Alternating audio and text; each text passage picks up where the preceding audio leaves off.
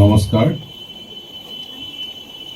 বিবেকানন্দৰ ১৩২তম শিকাগো বক্তৃতাৰ বৰ্ষপূৰ্তি উপলক্ষে আয়োজিত এই সভাৰ মঞ্চত উপবিষ্ট এই মহাবিদ্যালয়ৰ সন্মানীয় অধ্যক্ষ ডক্টৰ সত্যেন শৰ্মা মহোদয়, সভাগৃহত উপস্থিত এই মহাবিদ্যালয়ৰ উপাধ্যক্ষা বৰ্ণালী শৰ্মা মহোদয়া, বিবেকানন্দ কেন্দ্ৰ দৰং বিভাগৰ সন্মানীয় সঞ্চালক প্ৰমোদ ডেকা মহোদয়, মঞ্চত উপবিষ্ট গুৱাহাটী মহানগৰৰ বিবেকানন্দ কেন্দ্ৰ গুৱাহাটী মহানগৰৰ ব্যৱস্থা প্ৰমুখ কমলা ডেকা মহোদয়, মহাবিদ্যালয়ৰ প্ৰমুখ অধ্যাপক অধ্যাপিকাবৃন্দ, বিবেকানন্দ কেন্দ্ৰৰ নগৰ বিভাগ আৰু জিলাৰ সৈতে জড়িত সমূহ নিষ্ঠাবান কাৰ্যকৰ্তাবৃন্দ, চিপাঝাৰ মহাবিদ্যালয়ৰ ছাত্ৰ একতা সভাৰ সভানেত্ৰী সম্পাদকে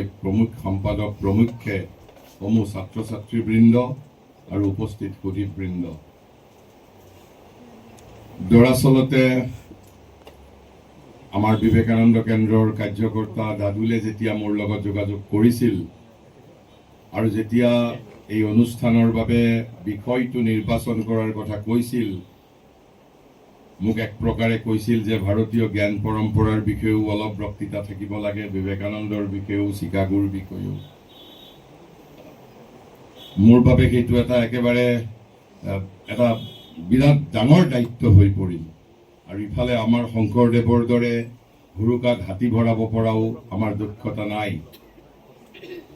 আৰু তাৰপিছত আমি ভাবি চিন্তি এটা বিষয় দিলো, আৰু বিষয়টোত 4টা কথা বিজড়িত হৈ আছে, কিন্তু 4টাই পুংখানুপুংখভাৱে আলোচনা কৰাটো সম্ভৱ নহয়। বিবেকানন্দৰ বিষয়ে, চিকাগোৰ তাৎপৰ্যৰ বিষয়ে, তাৰপিছত ভাৰতবৰ্ষৰ বিষয়ে, আৰু তাৰপিছত ভাতৃত্ববোধৰ বিষয়ে, আৰু তাৰ মাজত ভাৰতীয় জ্ঞান পৰম্পৰাৰো কিছু কথা কোৱাৰ বাবে আমাক কোৱা হৈছে। কিন্তু মই বিবেকানন্দ আৰু চিকাগোৰ তাৎপৰ্য সেই বিষয়ে কওঁতেই তাৰ মাজতেই ভাতৃত্ববোধ আৰু ভাৰতবৰ্ষৰ বিষয়ে আমি কিছু জানিব পাৰিম। কাৰণ অকল ভাৰতবৰ্ষৰ বিষয়ে পুংখানুপুংখভাৱে ক'ব লাগিলে অন্ততঃ মোক 5000 জন্ম লাগিব। অকল এটা 1 ঘণ্টা বা 2টা বক্তৃতাত নহয়, অন্ততঃ মোক আই নিড 5000 বাৰ্ডছ।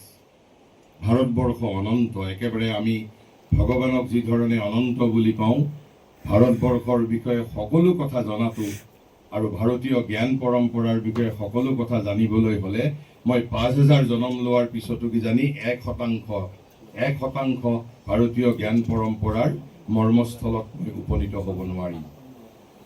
গতিকে আমি ঠিক শংকৰদেৱৰ প্ৰতিভা আমাৰ নাই যদিও আমি ঠিক ভুৰুকাত হাতী ভৰোৱাৰ ধৰণেই আমি গোটেইখিনি কথাকে আমি সামৰি ল'বলৈ আমি যত্ন কৰিম। কিন্তু প্ৰথমতেই মই 2-3টা কথা কৈ ল'ব বিচাৰিছোঁ। মই জন্মতেই বিবেকানন্দৰ প্ৰতি এটা অহৈতুকী প্ৰেম আৰু ভাৰতবৰ্ষৰ প্ৰতি এটা অহৈতুকী প্ৰেম, কিয় মই নাজানো, এটা অহৈতুকী প্ৰেম লৈ মই জন্মগ্ৰহণ কৰিছিলোঁ। আৰু আমাৰ কিশোৰ অৱস্থাত মোৰ এই যিটো চৈতন্য, এই চৈতন্যটোক মোৰ প্ৰয়াত পিতৃদেৱে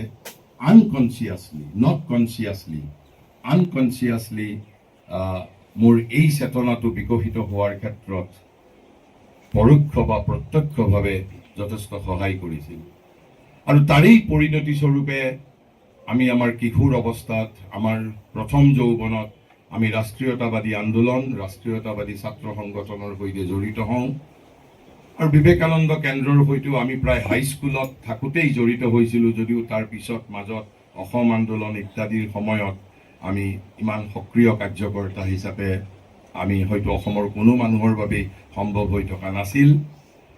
আৰু তাৰ পিছত এই ৰাষ্ট্ৰীয়তাবাদী সংগঠন ৰাষ্ট্ৰীয়তাবাদী আন্দোলনৰ সৈতে জড়িত হোৱাৰ সূত্ৰেই এটা সময়ত যেতিয়া বিবেকানন্দৰ শ্ৰী অৰবিন্দৰ সৈতে আমাৰ পৰিচয় হ'ল আৰু আমাৰ পৰিণত সময়ত যেতিয়া আমাৰ জীৱনক মাটিৰ পৃথিৱীত দিব্য জীৱনৰ স্বপ্নদ্ৰষ্টা মহাযোগী মহাঋষি শ্ৰী অৰবিন্দই আমাক ঘাইকৈ প্ৰভাৱিত কৰিব ধৰিলে, তেতিয়াৰ পৰা I have rediscovered Ramakrishna Paramahansa. I have rediscovered Mother India. I have rediscovered Vivekananda. মই ভাৰতবৰ্ষক নতুনকৈ জানিবলৈ শিকিলোঁ, বিবেকানন্দক মই নতুনকৈ জানিবলৈ শিকিলোঁ, ভগৱান ৰামকৃষ্ণ পৰমহংসক মই নতুনকৈ জানিবলৈ শিকিলোঁ। আৰু সেই চেতনাৰ ফালৰ পৰাই মই 2-4 আশাৰ কথা আপোনালোকৰ আগত কম আৰু যথাসম্ভৱ মই চেষ্টা কৰিম এই চাৰিওটা বিষয় যাতে তাৰ মাজত আমি যাতে সামৰি ল'ব পাৰোঁ।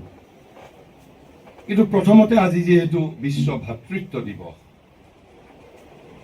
ভাতৃত্ব সম্বন্ধে মহাঋষিয়ে তেওঁৰ এটা বাংলা ৰচনা, শ্ৰী অৰবিন্দই বাংলা শিকিছিল 21 বছৰ বয়সৰ পৰা। তেওঁ বিদেশৰ পৰা অহাৰ পিছত he was sent to Cambridge, sent to rather England at the age of 7। তেওঁ বাংলা শিকিছিল 21 বছৰ বয়সত, আৰু 21 বছৰ বয়সত শিকি তেওঁ 500 পৃষ্ঠাতকৈও অধিক বাংলাত ৰচনা কৰি থৈ গৈছে। আৰু তেনে এটা তেওঁৰ বাংলা ৰচনাৱলীত থকা এটা প্ৰবন্ধ, ভাতৃত্ব নামৰ এটা প্ৰবন্ধ আছে। মই তাৰ পৰা 2-4টা কথা আপোনালোকক জনাবলৈ যত্ন কৰিম। আৰু সেই ভাতৃত্ববোধেই বিবেকানন্দই কি ধৰণে নিজৰ এই 6-7টা চিকাগো অভিভাষণ, বিবেকানন্দই কেৱল আজিৰ দিনটোতেই ভাষণ দিয়া নাছিল 132 বছৰ পূৰ্বে। ইয়াৰ সৈতে তেওঁ 11 ছেপ্টেম্বৰ, সম্ভৱতঃ 15 ছেপ্টেম্বৰ, 19 ছেপ্টেম্বৰ, 20 ছেপ্টেম্বৰ, 26 আৰু 27 ছেপ্টেম্বৰ, আৰু তাৰ উপৰি সেই সময়ত তেওঁ একেলগে আৰু বিভিন্ন স্থানত আমেৰিকা আৰু ইংলেণ্ডত, ইউৰোপত তেওঁ ভাষণ প্ৰদান কৰিছিল। আৰু সেই ভাষণসমূহত আজি শ্ৰী অৰবিন্দই যিটো ভাতৃত্বৰ বিষয়ে যিটো কথা কৈছে, সেই কথাই তেওঁ ভিন্ন ভাষাৰে পাশ্চাত্য জগতৰ সন্মুখত ঘোষণা কৰিছিল। আমি যেতিয়া ভাতৃত্ব শব্দটোৰ কথা আলোচনা কৰোঁ, তেতিয়া আমাৰ মনত পৰে 18শ শতিকাৰ শেষাৰ্ধত ফৰাচী দেশত যিটো বিপ্লৱ হৈছিল, স্বাধীনতা সমতা ভাতৃত্বৰ আন্দোলন। দৰাচলতে কিন্তু স্বাধীনতা সমতা ভাতৃত্ব বুলি আমি ভাৰতীয়সকলে কওঁ। তেওঁলোকৰ যিটো মূল শব্দ আছিল,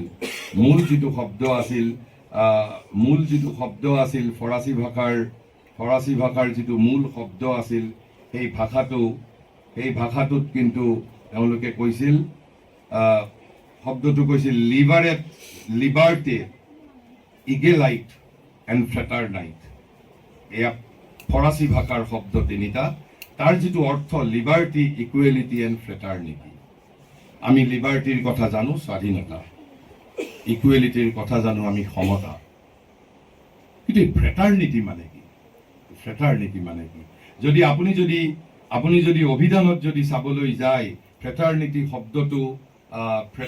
শব্দটোৰ সৈতে অন্ততঃ আধুনিক মানুহে যি ধৰণে বুজে, তাৰ লগত ভাতৃত্বৰ কোনো সম্বন্ধ নাই। কিন্তু আমি ভাৰতীয়সকলে ভাতৃত্ব বুলি কওঁ, স্বাধীনতা সমতা ভাতৃত্ব বুলি কওঁ। কিন্তু যদি আপুনি ডিক্সনাৰীত যদি চাবলৈ যায়, ফ্ৰেটাৰনিটি শব্দটোৰ অৰ্থ কি কৈছে? A group of people sharing a common profession or interest, friendship and mutual support within a group. অৰ্থাৎ তেওঁলোকে এইটোক মৈত্ৰী বুলি ক'বলৈ বিচাৰে, ফ্ৰেণ্ডশ্বিপ বুলি ক'বলৈ বিচাৰে। কিন্তু শ্ৰী অৰবিন্দই তাতো আপত্তি কৈছে যে এয়া মৈত্ৰী নহয়। অন্ততঃ ফৰাচী দেশত যি ধৰণে এই স্বাধীনতা সমতা আৰু মৈত্ৰীৰ বাণী বা যিটো শব্দটো যে ইকুৱেলিটি, লিবাৰ্টি আৰু ফ্ৰেটাৰনিটি, ঠিক মৈত্ৰী শব্দটো তেওঁলোকে অৰ্থ কৰা নাছিল। কি অৰ্থ কৰা নাছিল? ভাৰতীয় দৃষ্টিত আমি মৈত্ৰী অৰ্থাৎ মিত্ৰ বুলি কাক কওঁ? কৈছে মৈত্ৰী হ'ল এটা মনৰ ভাৱ, আৰু যিজনে সৰ্বভূতৰ কল্যাণ ইচ্ছা কৰি, মোক সমৰ্থন কৰা, মোক সমৰ্থন নকৰা, সৰ্বভূতৰ কল্যাণ ইচ্ছা কৰে, কাৰো অনিষ্ট নকৰে, সেই দয়াবান অহিংস পৰায়ণ সৰ্বভূত হিতৰত পুৰুষকে মিত্ৰ বুলি কোৱা হয়। অৰ্থাৎ মৈত্ৰী মনৰ ভাৱ, আৰু এই ধৰণৰ ভাৱ আচলতে মানুহৰ এটা মানসিক সম্পত্তি, ব্যক্তিগত জীৱন তথা কৰ্ম নিয়ন্ত্ৰিত কৰিব পাৰে। কিন্তু এই ভাৱ ৰাজনৈতিক বা সামাজিক শৃংখলাৰ মুখ্য বন্ধন হোৱা অসম্ভৱ। কিয় মৈত্ৰী ভাৱ ৰাজনৈতিক আৰু সামাজিক শৃংখলাৰ মুখ্য বন্ধন হোৱা সম্ভৱ নহয়? কাৰণ মূলতঃ এতিয়ালৈকে আমাৰ পৃথিৱীৰ সমাজ ব্যৱস্থা আৰু ৰাজনীতি মূলতঃ স্বাৰ্থৰ দ্বাৰা পৰিচালিত, দল দলৰ মাজত বিভক্ত। আৰু সেইবাবে কৈছে ফৰাচী ৰাষ্ট্ৰ বিপ্লৱৰ এই যে তিনিটা তত্ত্ব ব্যক্তিগত জীৱনৰ নৈতিক নিয়ম নহয়, তেনেহ'লে কি নিয়ম? সমাজ আৰু দেশৰ ব্যৱস্থাৰ নৱগঠন উপযোগী সূত্ৰত্ৰয়, সমাজৰ দেশৰ বাহ্য অৱস্থিতিত প্ৰকাশোন্মুখ প্ৰাকৃতিক মূল তত্ত্ব। কিন্তু শ্ৰী অৰবিন্দই কৈছে ফ্ৰেটাৰ্নিটিৰ যিটো আচল অৰ্থ হ'ল ভাতৃত্ব, আচল অৰ্থ ভাতৃত্ব। কিন্তু পাশ্চাত্যবাসীয়ে ভাতৃত্ব অৰ্থত তেওঁলোকে ফ্ৰেটাৰ্নিটি শব্দটো ব্যৱহাৰ নকৰে। আৰু তেনেহ'লে এই ভাতৃত্ব শব্দটো তেওঁলোকে নাছিল বাবেই কৈছে ইউৰোপত ছচিয়েলিজিম, মই ঠিক তাক সমাজবাদ বুলিও মই ভাষান্তৰ কৰিব বিচৰা নাই। শ্ৰী অৰবিন্দই কৈছে ছচিয়েলিষ্টসকলৰ ভুলটো ক'ত আছিল? কৈছে তেওঁলোকে ভাতৃত্বৰ ওপৰত সমতাটো প্ৰতিষ্ঠা কৰা নাছিল। ভাতৃত্বৰ ওপৰত সমতা প্ৰতিষ্ঠিত নকৰি কিহৰ ওপৰত কৰিছিল? সমতাৰ ওপৰত ভাতৃত্ব প্ৰতিষ্ঠা কৰিব বিচাৰিছিল। And that was the fundamental mistake. কৈছে ভাতৃত্বৰ ওপৰত প্ৰয়োজন আছিল, ভাতৃত্বৰ ওপৰত সমতা প্ৰতিষ্ঠা কৰিব লাগিছিল। কিন্তু তেওঁলোকে কি কৰিবলৈ গ'ল? সমতাৰ ওপৰত ভাতৃত্ব প্ৰতিষ্ঠা কৰিবলৈ গ'ল। অৰ্থাৎ যেতিয়া আমাৰ মাজত ইকুৱেলিটি আহিব, তেতিয়া আমাৰ মাজত ভাতৃত্বই দেখা দিব। আৰু সেইবাবে কিন্তু শ্ৰী অৰবিন্দই কৈছে সমতাহীন ভাতৃত্ব সম্ভৱ। সমতা নাথাকিলেও ভাতৃত্ব কেন মেটেৰিয়েলাইজ, সমতা নাথাকিলেও ভাতৃত্ব থাকিব পাৰে। আমি ব্যক্তিগত জীৱনতো দেখিবলৈ পাইছো, এজন হয়তো ৰজা, এজন হয়তো এটা বিভাগৰ কৰ্মচাৰী, এজন হয়তো খেতিয়ক, তিনিজনৰ মাজত কোনো ধৰণৰ সমতা নাথাকাৰ পিছতো ভাতৃত্ব কেন মেটেৰিয়েলাইজ। কিন্তু শ্ৰী অৰবিন্দই কৈছে ভাতৃত্বহীন সাম্য, ভাতৃত্বহীন সমতা কেতিয়াও টিকি থাকিব নোৱাৰে। গতিকে সমতা যদি টিকি থাকিব লাগে তেনেহ'লে মূল চৰ্ত হ'ল ভাতৃত্ব। আৰু সেইবাবে ফৰাচী আন্দোলনৰ এই তিনিটা বাণী আচলতে কেতিয়াও কি সাৰ্থকতা দেখিবলৈ পোৱা নাই। কাৰণ তেওঁলোকে সমতাক তেওঁলোকে ভাতৃত্ব প্ৰতিষ্ঠা কৰিবলৈ গৈছে সমতাৰ ভিত্তিত, কিন্তু আচলতে প্ৰতিষ্ঠিত হ'ব লাগিছিল ভাতৃত্বৰ ওপৰত সমতাক প্ৰতিষ্ঠিত কৰিব লাগিছিল। তেনেহ'লে ভাতৃত্ব হ'ল এটা বাহিৰৰ অৱস্থা, ভাতৃত্ব এটা বাহিৰৰ অৱস্থা। কিন্তু বাহিৰৰ অৱস্থা যদিও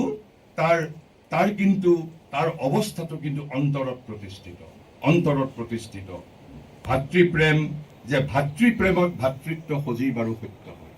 ভাতৃত্ববোধ জাগ্ৰত হ'ব লাগিলে ভাতৃপ্ৰেম থাকিব লাগিব। কিন্তু এই ভাতৃপ্ৰেমৰ প্ৰতিষ্ঠা কি? আমি এক মাৰ সন্তান, আৰু সেইবাবে আমাৰ মাজত ভাতৃত্ববোধ আছে। তেনেহ'লে দেশৰ মাজত কি ধৰণে ভাতৃত্ববোধে দেখা দিব? আমি দেশ জননীৰ সন্তান।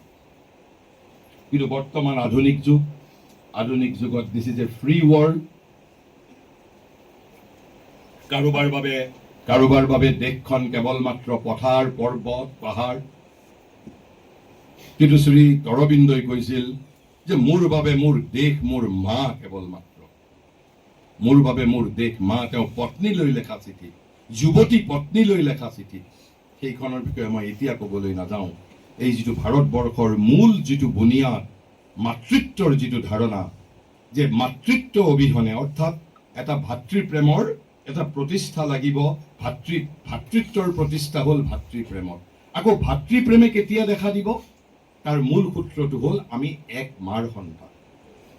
ঠিক সেই ধৰণে আমি এখন দেশৰ, আমি ভাৰত জননীৰ সন্তান। এই চেতনালৈ যেতিয়া মই নিজৰ যেতিয়া মোৰ উত্তৰণ হ'ব, তেতিয়াহে মই মোৰ দেশৰ জনসাধাৰণক নিজৰ ভাই হিচাপে দেখিবলৈ পাম, মই ভাতৃ জ্ঞান কৰিম। নহ'লে সেই পাশ্চাত্য দৃষ্টিভংগীৰে ফ্ৰেটাৰ্নিটি হ'ব, আৰু ফ্ৰেটাৰ্নিটি মানে কি? গ্ৰুপ ইণ্টাৰেষ্ট, এটা গোষ্ঠী স্বাৰ্থ, এটা গোষ্ঠী স্বাৰ্থক আমি বুজিম। গতিকে ভাতৃত্বৰ মূল ভিত্তি হ'ল ভাতৃপ্ৰেমত, আৰু ভাতৃপ্ৰেম যদি আমি ৰূপায়িত হ'ব লাগে তেনেহ'লে আমি এক মাৰ সন্তান। ঠিক সেইধৰণে দেশৰ ব্যক্তি, দেশৰ জনসাধাৰণ যদি মোৰ বাবে যদি সন্তান হ'ব, মোৰ ভাতৃ হ'ব লাগে, তেনেহ'লে সমগ্ৰ দেশখন has to be my mother. আৰু যেতিয়ালৈকে মই মোৰ মোৰ দেশখনক মই জননী হিচাপে মাতৃজ্ঞান কৰিব নোৱাৰিম, তেতিয়ালৈকে আমি দেশৰ মানুহৰ মাজত যিমানেই বক্তৃতাৰ ফুলজাৰি নামাৰো কিয়, আমি কেতিয়াও ভাতৃত্ব প্ৰতিষ্ঠা কৰিব নোৱাৰো। কিন্তু তাৰ পিছতো শ্ৰী অৰবিন্দই কৈছে এয়াও যথেষ্ট নহয়, কাৰণ আমি ইয়াত আলোচনা কৰিছো ইণ্টাৰনেশ্যনেল ব্ৰাদাৰহুড, বিশ্ব ভাতৃত্ব। তেনেহ'লে আমি ভাৰত জননীৰ সন্তান, আমি সকলোৱে ভাৰত জননীৰ সন্তান। আমি ভাতৃত্ব প্ৰতিষ্ঠা কৰিছো সেইবাবে সকলোকে ভাতৃত্বৰ দৃষ্টিভংগীৰে জ্ঞান কৰিছো। তেনেহ'লে মই ফৰাচী দেশৰ এজন মানুহৰ সৈতে ভাতৃত্ব কিদৰে স্থাপন কৰিম? মই আমেৰিকাৰ এজন মানুহৰ সৈতে ভাতৃত্ব কিদৰে স্থাপন কৰিব পাৰিম? আৰু সেই ক্ষেত্ৰতো আপোনালোকে ভাৰতীয় জ্ঞান পৰম্পৰাৰ কথা ক'বলৈ দিছে। One of the fundamental Indian knowledge, you may accept it, you may throw' it away, it is up to your wisdom. সমগ্ৰ পৃথিৱীৰ ভিতৰত জগত জননীৰ concept, the concept of world mother কেৱল মাত্ৰ ভাৰতবৰ্ষই দিছে। চক্ৰেটিছেও কোৱা নাই, প্লেটোৱেও কোৱা নাই, এৰিষ্টটলেও কোৱা নাই, কোনো গ্ৰীক মনীষীয়েও কোৱা নাই, পাশ্চাত্যৰ পৃথিৱীৰ কোনো ব্যক্তিয়ে আজিলৈকে কোনো এখন দেশত জগত জননীৰ ধাৰণা ভাৰতবৰ্ষৰ বাহিৰে আনে কল্পনাও কৰিব পৰা নাই এতিয়ালৈ। জগত জননী আপোনালোকে নিশ্চয় শুনিছে, কাৰণ জগত জননী ইজ এন ইণ্ডিয়ান ৱৰ্ড। আৰু এই যে ৰামকৃষ্ণ পৰমহংসই সাধনা কৰিছিল, তাত এই জগত জননীৰ সাধনা কৰিছিল। আৰু আমাৰ বাবে এই যে ভাৰতবৰ্ষ জগত জননীৰ কেৱল মাত্ৰ এটা ৰূপ, a face and form of the world mother. মোৰ বাবে জগত জননী আৰু মোৰ ভাৰত জননী পৃথক দুটা সত্তা নহয়। My mother India is only a form and face of the world mother. সমগ্ৰ জগত জননীৰ ধাৰণা ভাৰতৰ মৌলিক ধাৰণা, পৃথিৱীৰ কোনেও ক'ব পৰা নাই। আৰু সেইবাবে পৃথিৱীৰ কোনো দেশৰ মানুহে, কোনো সভ্যতা, কোনো সংস্কৃতিৰ মানুহে এতিয়ালৈ ক'ব পৰা নাই শ্ৰীনন্তু বিশ্ব অমৃতস্য পুত্ৰঃ বুলি। পৃথিৱীৰ সমস্ত মানুহক অমৃতৰ সন্তান বুলি সম্বোধন ধৰিব পৰা নাই। পৃথিৱীৰ কোনো দেশে, কোনো মনীষীয়ে ক'ব পৰা নাই যে বসুধৈৱ কুটুম্বকম। এই যে জগত জননীৰ ধাৰণা, তেনেহ'লে কোনোবাই যদি আপোনাক সোধে ভাৰতবৰ্ষৰ যে এইটো ধাৰণা, ভাৰতৰ কোনোবা শাস্ত্ৰত জানো তাৰ আমি সাক্ষাৎ পাম? এতিয়া নহয়, 1000 বছৰ আগেই ভাৰতবৰ্ষই কৈ গৈছে। অথৰ্ব বেদত ঋষি অথৰ্বাই কি কৈ গৈছে? মাতা ভূমি পুত্ৰ অহং পৃথিৱী। ভূমি মোৰ মা, মই পৃথিৱীৰ সন্তান। ভূমি মোৰ মা, মই পৃথিৱীৰ সন্তান। গতিকে যেতিয়ালৈকে আমি সমগ্ৰ পৃথিৱীক অৰ্থাৎ জগত জননীক যেতিয়ালৈকে মোৰ অন্তৰত ধাৰণ কৰিব নোৱাৰিম, তেতিয়ালৈকে বিশ্ব ভাতৃত্ব কোনোদিনেই প্ৰতিষ্ঠিত নহয়। এই ক্ষেত্ৰত হয়তো কেতিয়াবা আমি যেতিয়া আমাৰ সংকীৰ্ণতাৰ, আমি যেতিয়া পৰিধিৰ পৰা যেতিয়া আমি মুক্ত হ'বলৈ পাৰিম, আমাৰ যেতিয়া যিসকল খুব আমি জাতীয়তাবাদী, ৰাষ্ট্ৰীয়তাবাদী মানুহ আছো, যেতিয়া আমি সমগ্ৰ দেশখনক যেতিয়া মই জননী বুলি গ্ৰহণ কৰিছো, তেতিয়াতো দেশখনক জননী বুলি গ্ৰহণ কৰোঁতে মই মোৰ বায়'লজিকেল মাদাৰ, মোৰ যিগৰাকী গৰ্ভ, মই যাৰ গৰ্ভত জন্ম গ্ৰহণ কৰিছো, সেই মাতৃত্বকটো মই ত্যাগ কৰিব নালাগে। অৰ্থাৎ এটা সময়তেই মই ভাৰত জননীৰো সন্তান হ'ব পাৰিম আৰু মই মোৰ মাৰো সন্তান হ'বলৈ পাৰিম। ঠিক সেই ধৰণে আমাৰ জাতীয়তাবাদী, যিসকল সংকীৰ্ণ জাতীয়তাবাদী আছে, তেওঁলোকেও বুজি পাব লাগিব যে যেতিয়া মই জগত জননীৰ আৰাধনা কৰিম, এট দি ছেম টাইম মই ভাৰত জননীৰো সন্তান হৈ থাকিম। অৰ্থাৎ একেটা সময়তেই মই মোৰ নিজৰ মাৰ সন্তানো হৈ থাকিম, মই ভাৰত জননীৰো সন্তান হৈ থাকিম, আৰু একেটা সময়তে I will be a world citizen, I will be যিটো অথৰবাৰিকীয়ে কোৱা ধৰণৰ মাতা ভূমি পুত্ৰ অহংকৃতি বা। আৰু সেইবাবে অসমত ৰূপকোঁৱৰ জ্যোতিপ্ৰসাদে গাই গৈছিল, অসমৰ মানুহে অংগুষ্ঠ দেখুৱাই থৈ গৈছে, কৈছে উপজিয়েই মই বিশ্ব নাগৰিক। এইখন জাগাত ৰূপকোঁৱৰে চিঞৰি গৈ কৈ গৈছিল যে উপজিয়েই মই বিশ্ব নাগৰিক। অৰ্থাৎ এট দি ছেম টাইম, একে সময়তে মই কৈলাশনাথ শৰ্মা আৰু মৃণালিনী দেৱীৰো সন্তান, একে সময়তে মই ভাৰত জননীৰো সন্তান, আৰু একে সময়তে অথৰবাৰিকীয়ে কোৱা ধৰণৰ মাতা ভূমি পুত্ৰ অহংকৃতি বা। গতিকে যদি আমি বিশ্ব ভাতৃত্ব প্ৰতিষ্ঠিত কৰিবলৈ বিচাৰো, তেনেহ'লে এই ঐক্যসূত্ৰ, এই ইউনাইটিং থ্ৰেড, এই ইউনাইটিং ব্ৰন, কিন্তু এয়া কোনো মানসিক ক্ৰিয়াকলাপ নহয়, এয়া চেতনাৰ সম্প্ৰসাৰণ হ'ব লাগিব। এটা জনমত সম্ভৱ নহ'বও পাৰে, চেতনাৰ সম্প্ৰসাৰণ হ'ব লাগিব। আৰু সেইবাবে বিবেকানন্দই কৈ গৈছে সংকীৰ্ণতাই মৃত্যু, সংকীৰ্ণতাই মৃত্যু, আৰু জীৱন কি? সম্প্ৰসাৰণেই হেনো জীৱন, সম্প্ৰসাৰণেই জীৱন, আৰু সংকোচনেই হেনো মৃত্যু। গতিকে চেতনাৰ সম্প্ৰসাৰণ, আমি নিজক যিমান সম্প্ৰসাৰিত কৰিবলৈ পাৰিম। কিন্তু তাৰ পিছতো শ্ৰী অৰবিন্দই কৈছে যে এই আমি পৰিবাৰ স্থাপন কৰিলোঁ, আমি সমাজ স্থাপন কৰিলোঁ, সম্প্ৰদায় স্থাপন কৰিলোঁ, বংশ স্থাপন কৰিলোঁ, আমি জাতি স্থাপন কৰিলোঁ, তাৰ পিছতো কিন্তু বিশ্বজননীৰ এতিয়াও অভিব্যক্তি হোৱা নাই, জগত জননীৰ অভিব্যক্তি হোৱা নাই। আৰু সেইবাবেই হয়তো এই যে বিশ্ব ভাতৃত্ব প্ৰতিষ্ঠিত হোৱাত it is delayed and delayed and delayed. কাৰণ এই যে যিবোৰ পৰিয়াল, ব্যক্তি পৰিয়াল সমাজ, তাৰপিছত সমাজ, বংশ, গণ, জাতি, মানৱ জাতি, তাৰপিছত ভগৱান, এই যিটো ঊৰ্ধ্বমুখী বিৱৰ্তন, ক্ৰমিক বিৱৰ্তন হ'ব লাগিছিল, ক'ৰবাত নহয় ক'ৰবাত আহি আমি এটা পৰিধিৰ মাজত, এটা সীমাৰ পৰিধিৰ মাজত, পিঞ্জৰাৰ মাজত উই গেট ইম্প্ৰিজনড, আমি কাৰাৰুদ্ধ হৈ যাওঁ। কিয়? My consciousness is a narrow consciousness. মই অথৰবাৰিকীৰ দৰে চিঞৰি ক'ব নোৱাৰো মাতা ভূমি পুত্ৰ অহংকৃতি বা। আপোনালোকে আজি যিজন স্বামী বিবেকানন্দৰ কথা সুধিবলৈ গৈছিল, তেওঁ জীৱনৰ শেষ সময়ত কি কৈ গৈছে জানে? পৃথিৱীৰ অন্তত আজিৰ দিনতেই 2025 চনৰ 11 ছেপ্টেম্বৰলৈ পৃথিৱীৰ আন দেশৰ কোনোবাই যদি তেনেধৰণে ক'ব পাৰিছে, I am personally not aware, যদি আপোনালোকে জানে মোক ক'ব পাৰে। বিবেকানন্দই শেষত কৈ গৈছে, truth is my God, universe my country. এনে কথা কেৱল মাত্ৰ ভাৰতীয় ব্যক্তিয়ে ক'ব পাৰে। ভাৰতবৰ্ষৰ যি শাশ্বত সত্যৰ দ্বাৰা যিজন ব্যক্তি আন্দোলিত, অকল তেনে ব্যক্তিৰ বাহিৰে এই বিশ্ব বৰ্ণনা কৰাটো আন কাৰোৰ বাবেই সম্ভৱ নহয়। আনকি তেওঁ এই বিষয়েও কৈ গৈছে, I belong as much to India as much to the world. বিবেকানন্দই কৈ গৈছে, মই বিবেকানন্দৰ কথা, কাৰোবাক যদি একেবাৰে তেওঁৰ ৰচনাৱলীৰ একেবাৰে পৃষ্ঠাৰ সংখ্যা লাগে, আই কেন কোট। আকৌ সেই একেজন বিবেকানন্দই কৈছে, I am the condensed India, ময়েই ঘনীভূত ভাৰতবৰ্ষ। একে সময়তে তেওঁ কৈছে তেওঁ নিজেই ঘনীভূত ভাৰতবৰ্ষ, একে সময়তে কৈছে দি ইউনিভাৰ্ছ মাই কাণ্ট্ৰি।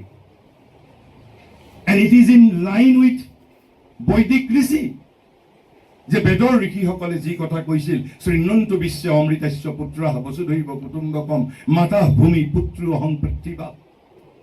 গতিকে যেতিয়ালৈকে কিন্তু ভাৰতবৰ্ষই কৈছে, এই যে জগত জননীকো আমি আমাৰ হৃদয়ত কেতিয়া ধাৰণ কৰিব পাৰিম, যেতিয়া আমি আমাৰ হৃদয়ৰ অন্তৰত ভাৰতবৰ্ষৰ এটা শাশ্বত কথা, যেতিয়া that divine is within me, গীতাই 18 নম্বৰ অধ্যায়ৰ 61 নম্বৰ শ্লোকত স্পষ্টভাৱে কৈ থৈ গৈছে যে ঈশ্বৰ সৰ্বভূতানাং হৃদ্দেশে অৰ্জুন তিষ্ঠতি।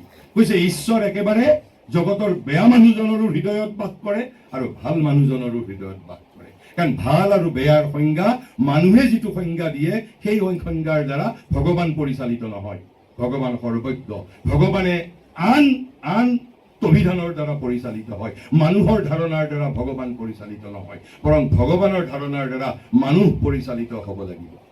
আৰু যেতিয়ালৈকে আমি হৃদয়ত আমি আমাৰ ভগৱানক উপলব্ধি কৰিব নোৱাৰো, আৰু যেতিয়ালৈকে ভাৰতবৰ্ষ এটা কৈছে কচমিক কনচিয়াছনেছ, বিশ্ব চেতনা মানে কি? It is not intellectual universalism. বিশ্ব চেতনা ই যে এটা নিৰ্দিষ্ট ধাৰণা নহয়, এটা উপলব্ধি, এটা অনুভৱ। এই বিশ্ব চেতনা মানে কি? I have to see my soul in your soul. মোৰ নিজৰ আত্মাক মই আপোনাৰ মাজত দেখা পাব লাগিব। And I have to see your soul in my soul. মই এই গছডালৰ মাজতো ভগৱানক দেখা পাব লাগিব, যিটো গীতাত কৈ গৈছে বাসুদেৱম সৰ্বম ইতি। বাসুদেৱম সৰ্বম ইতি, জগতত যি আছে সমস্ত Basudev. I have to see your soul in my soul, and I have to soul your soul in me. That is what is called cosmic consciousness, বিশ্ব চেতনা। আৰু সেয়া ক্ৰমিকভাৱে আমাৰ চেতনাৰ যেতিয়া উত্তৰণ হ'ব, সেইবাবে স্বামীজীয়ে কৈ গৈছে যে চেতনা সংকীৰ্ণতা মানেই হ'ল মৃত্যু আৰু সম্প্ৰসাৰণ মানেই জীৱন। মই এই কথাখিনি মই ভাতৃত্ববোধৰ বিষয়ে এই যিটো ধাৰণা, এতিয়া আমি চিকাগোৰ তাৎপৰ্য আৰু বিবেকানন্দৰ জীৱনৰ বিষয়ে আমি ক'বলৈ যাওঁতেই তাৰ মাজত কি ধৰণে চিকাগোৰ ভাষণৰ জৰিয়তে বিবেকানন্দই এই কথাখিনিকেই ভিন্ন ধৰণে অভিব্যক্ত কৰিবলৈ প্ৰয়াস কৰিছিল, আমি সেইখিনি অলপ জুকিয়াই চাবলৈ প্ৰয়াস কৰিম। কিন্তু তাৰ আগতে মই যদি আন কথা ক'বলৈ একো সুযোগ নাথাকে,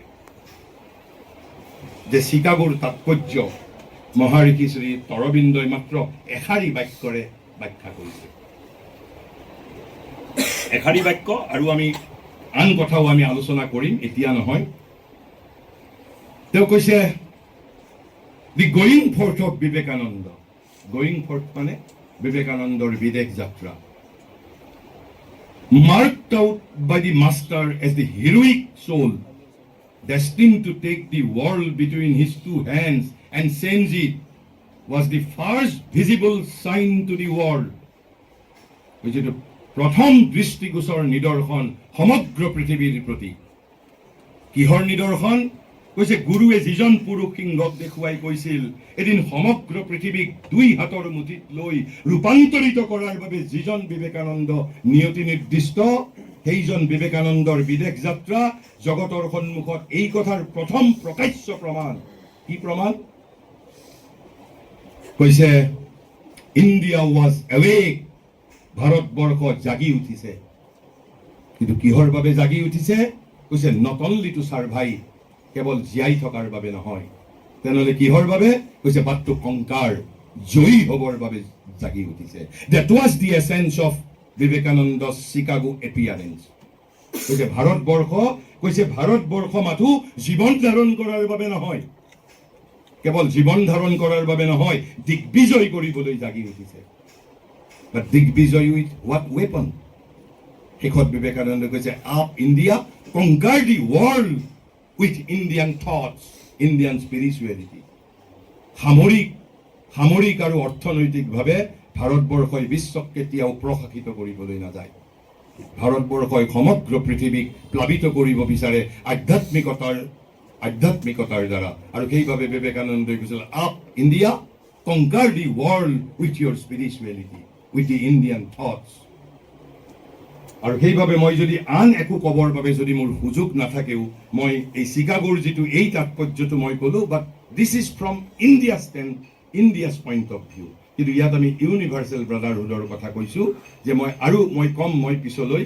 কিন্তু তাৰ আগতে আমি অলপ বিবেকানন্দৰ বিষয়ে জানি ল'ব খুজিছোঁ। আৰু চিকাগোৰ মহত্ব জানিবৰ বাবে এটা কথা আমি ইতিহাসৰ, ভাৰতবৰ্ষৰ বিগত 1400 বছৰৰ ইতিহাসৰ বিষয়ে আমি অলপ দৃষ্টিপাত কৰিব লাগিব। কিয় মহাঋষিয়ে কৈছে India was awake not only to survive but to conquer? কিয় কৈছে?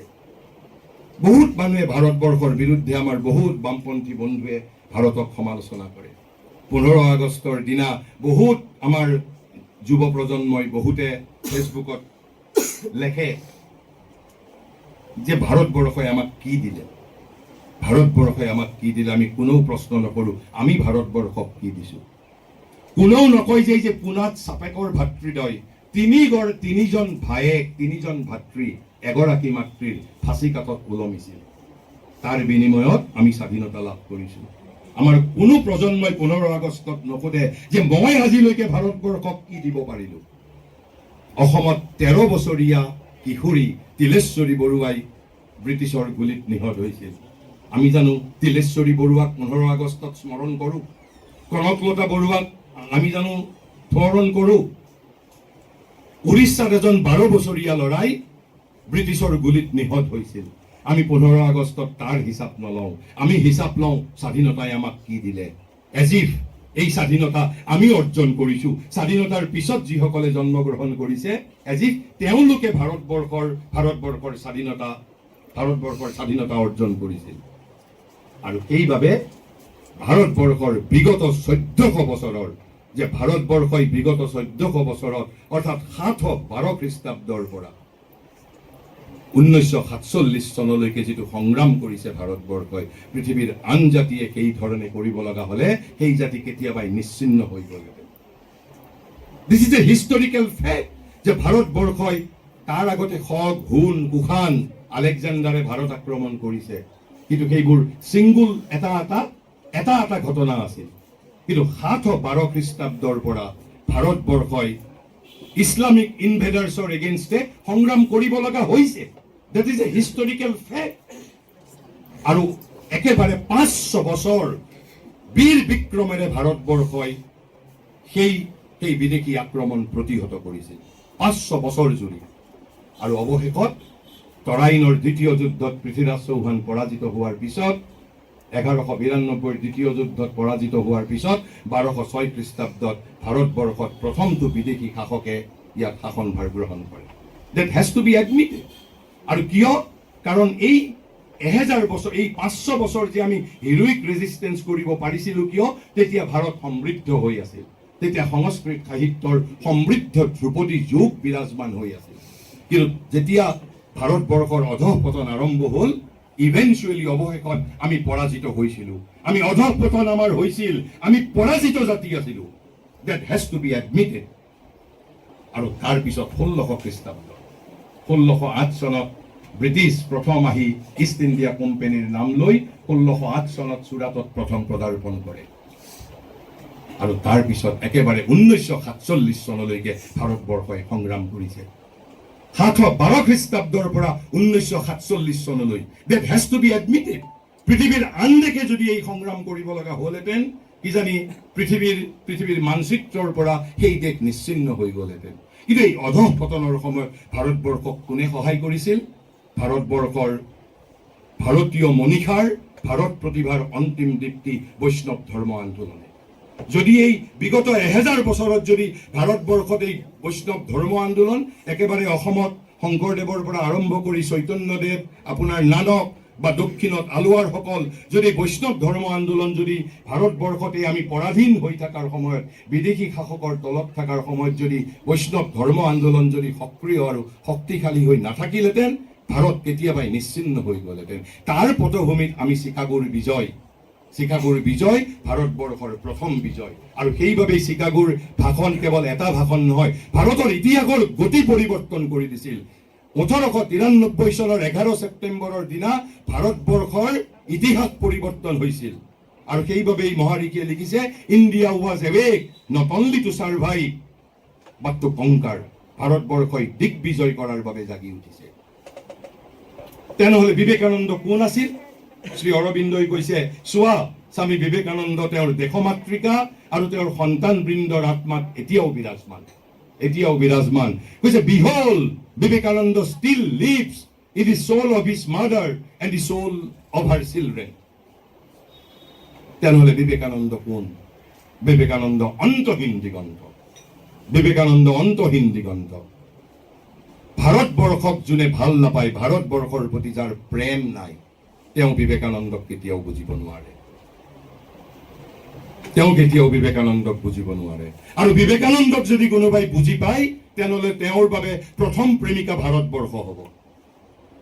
এটা হ'ল, ভাৰতবৰ্ষৰ প্ৰতি যদি মোৰ প্ৰেম নাই, তেনেহ'লে মই বিবেকানন্দক বুজি নাপাম, বিবেকানন্দক উপলব্ধি কৰিব নোৱাৰিম। কাৰণ বিবেকানন্দক বুজিব নোৱাৰি, বিবেকানন্দক কেৱল উপলব্ধি কৰিব পাৰিব লাগিব। যদি মোৰ ভাৰত প্ৰেম আছে, অন্তৰত নিবৃত্তম কোণত যদি ভাৰতৰ প্ৰতি প্ৰেম আছে, নিষ্ঠা আছে, তেনেহ'লে মই বিবেকানন্দক উপলব্ধি কৰিব পাৰিম। আকৌ বিবেকানন্দক যদি মই উপলব্ধি কৰিব পাৰোঁ, তেনেহ'লে মোৰ অন্তৰত ভাৰত প্ৰেম নিজে নিজেই জাগ্ৰত হ'ব। তেনেহ'লে বিবেকানন্দ কোন আছিল? মইতো ক'লো বিবেকানন্দ অন্তহীন দিগন্ত। বিবেকানন্দক বুজিব নোৱাৰি, বিবেকানন্দক কেৱল উপলব্ধি কৰিব লাগিব। মহাঋষি শ্ৰী অৰবিন্দৰ এজন শিষ্য নলিনীকান্ত গুপ্ত, তেওঁ মাত্ৰ 5টা শব্দ বিবেকানন্দৰ বিষয়ে কৈছে। যদি 5টা শব্দ যদি আমি হৃদয়ঙ্গম কৰিব পাৰোঁ, তাৰ যদি প্ৰকৃত মৰ্ম উপলব্ধি কৰিব পাৰোঁ, তেতিয়াহে বিবেকানন্দক উপলব্ধি কৰিব পাৰিম আমি। তেওঁ কৈছে বিবেকানন্দ কোন? কৈছে বিবেকানন্দ ভাৰতৰ সনাতন অন্তৰাত্মাৰ নৱজাগ্ৰত বীৰ বিক্ৰম। বিবেকানন্দ ভাৰতৰ সনাতন অন্তৰাত্মাৰ নৱজাগ্ৰত বীৰ Vikram. Vivekananda is the embodiment of the newly awakened, heroic and eternal soul of India. ভাৰতৰ সনাতন অন্তৰাত্মাৰ নৱজাগ্ৰত বীৰ বিক্ৰম। যোগী অনিৰ্বাণে কৈছে, এজন যোগী অনিৰ্বাণ যিজনে শ্ৰী অৰবিন্দৰ Life Divine translated into Bangla, rather it was the first translation of Life Divine into Bangla. তেওঁ কৈছে বিবেকানন্দ কোন? প্ৰবুদ্ধ ভাৰতৰ তপবিক্ৰম।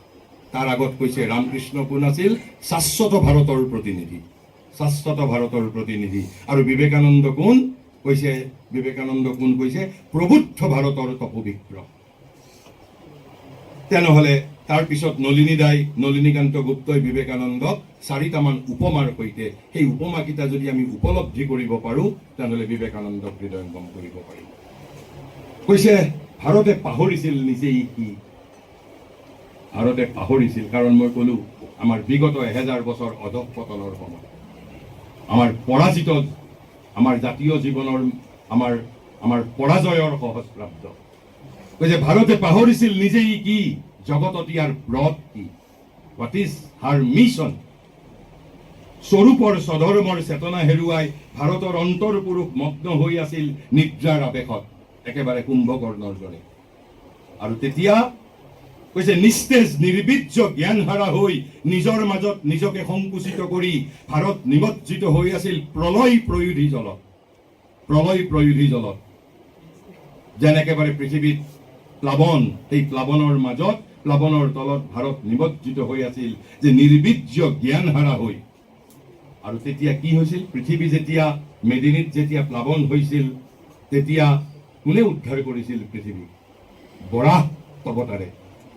আৰু নলিনী দাই প্ৰথম বিবেকানন্দক তুলনা কৰিছে বৰাহ অৱতাৰৰ সৈতে। কৈছে তাহানিৰ সেই সুচিদন্ত শুভ্ৰবৰ্ণ বৰাহ অৱতাৰৰ দৰেই বিবেকানন্দই এই নিমজ্জমান ভাৰতবৰ্ষক বীৰ বিক্ৰমেৰে তুলি ধৰিলে, বীৰ বিক্ৰমেৰে তুলি ধৰিলে, ভাৰতক আত্মসম্বুদ্ধ কৰি জগতৰ সন্মুখত প্ৰতিষ্ঠিত কৰিলে। তেওঁ বৰাহ অৱতাৰ বুলি কৈছে। তাৰ পিছত কৈছে তেওঁ যেন তাহানিৰ ইন্দ্ৰ দেৱতা। কিয় ইন্দ্ৰ দেৱতাৰ কথা কৈছে? এটা ভাৰতবৰ্ষত লৌকিক এটা কিংবদন্তি আছে। এবাৰ হেনো গুহাগত দস্যু কবলিত হৈছিল স্বয়ং সূৰ্য। স্বয়ং সূৰ্য হেনো দস্যুৰ দ্বাৰা গুহা কবলিত হৈছিল। এটা প্ৰবাদ আছে, কিংবদন্তি।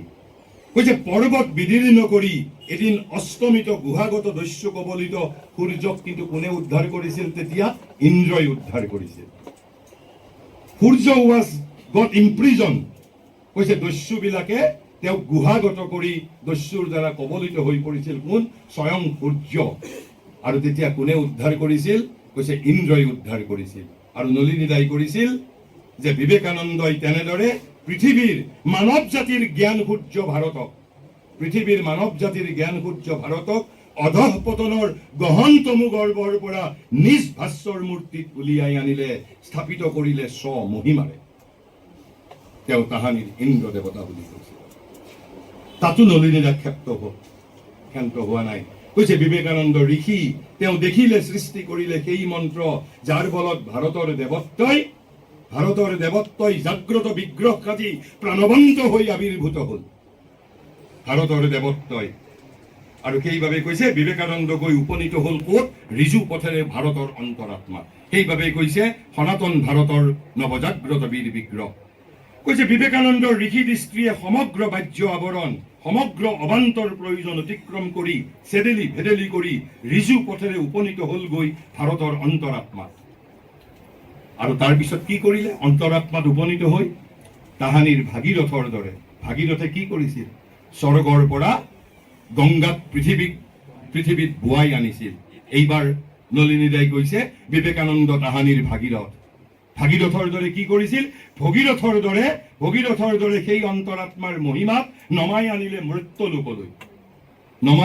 মৃত্যু লোকলৈ, প্ৰাণৰ ৰসেৰে তেজেৰে সঞ্জীৱিত স্পন্দিত কৰি তুলিলে। That was Vivekananda. তাৰপিছত ভগিনী নিবেদিতা, আমি ভগিনী নিবেদিতাৰ কথাত আটাইতকৈ গুৰুত্ব প্ৰদান কৰা উচিত যে বিবেকানন্দ কোনজন বিবেকানন্দ? যিজনে শেষত কৈ গৈছে truth is my God, universe my country. যিজন বিবেকানন্দই কৈছে I belong as much to the world, as much to India as to the world. সেই বিবেকানন্দৰ বিষয়ে ভগিনী নিবেদিতাই কি কৈ গৈছে? কৈছে ভাৰতবৰ্ষ আছিল স্বামীজীৰ গভীৰতম আবেগৰ কেন্দ্ৰ। ভাৰতবৰ্ষ নিত্য স্পন্দিত হয় তেওঁৰ হৃদয়ত, প্ৰধ্বনিত হয় তেওঁৰ ধমনীত। ভাৰতবৰ্ষ আছিল তেওঁৰ দিবাস্বপ্ন, ভাৰতবৰ্ষ আছিল তেওঁৰ গভীৰ নিশাৰ দুঃস্বপ্ন। মাথো সেয়ে নহয়, তেওঁ নিজেই হৈ উঠিছিল তেজ মঙহেৰে গঢ়ি উঠা ভাৰত প্ৰতিমা। সেইবাবে বিবেকানন্দই নিজে কৈছিল I am the condensed India, ময়েই ঘনীভূত ভাৰতবৰ্ষ। কৈছে ভাৰতৰ আধ্যাত্মিকতা, পবিত্ৰতা, প্ৰজ্ঞা, ভাৰতৰ ভৱিষ্যত আৰু সপোন, এই সকলোবোৰৰে তেওঁ আছিল প্ৰতীক পুৰুষ। কিন্তু তাৰ পিছত আমি এটা কথা পাহৰি গলে নহব, হোৱাট এভাৰ বিবেকানন্দ ইজ,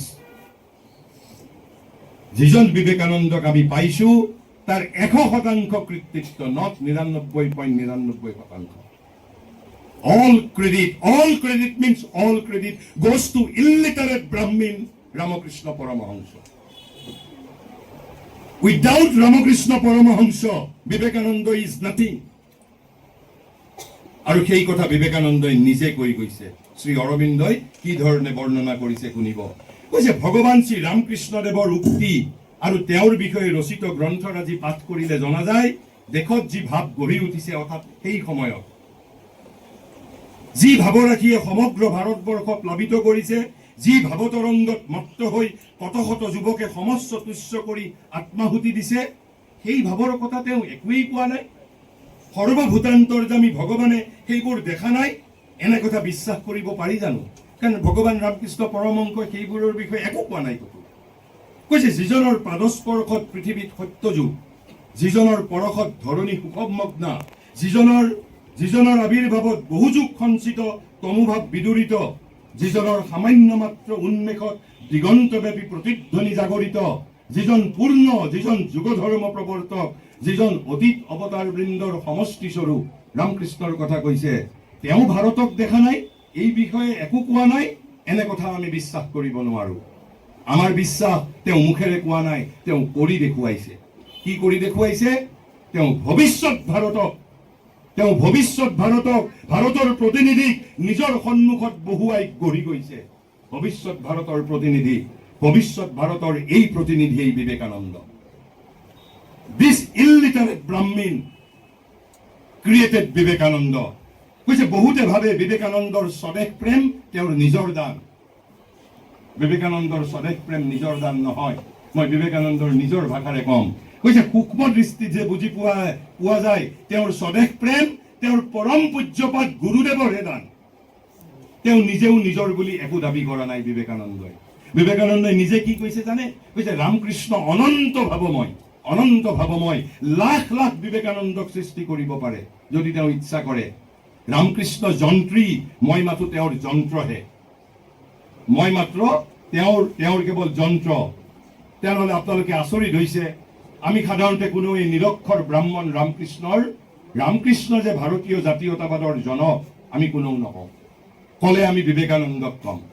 কিন্তু পণ্ডিচেৰী আশ্ৰমত বিবেকানন্দ শ্ৰী অৰবিন্দৰ লেখাৰ দ্বাৰাই আলোকিত হৈ, শ্ৰী অৰবিন্দ আশ্ৰমৰ তেওঁ এতিয়া নাই, তেওঁৰ মহাসমাধি হৈছে KD চেতনা।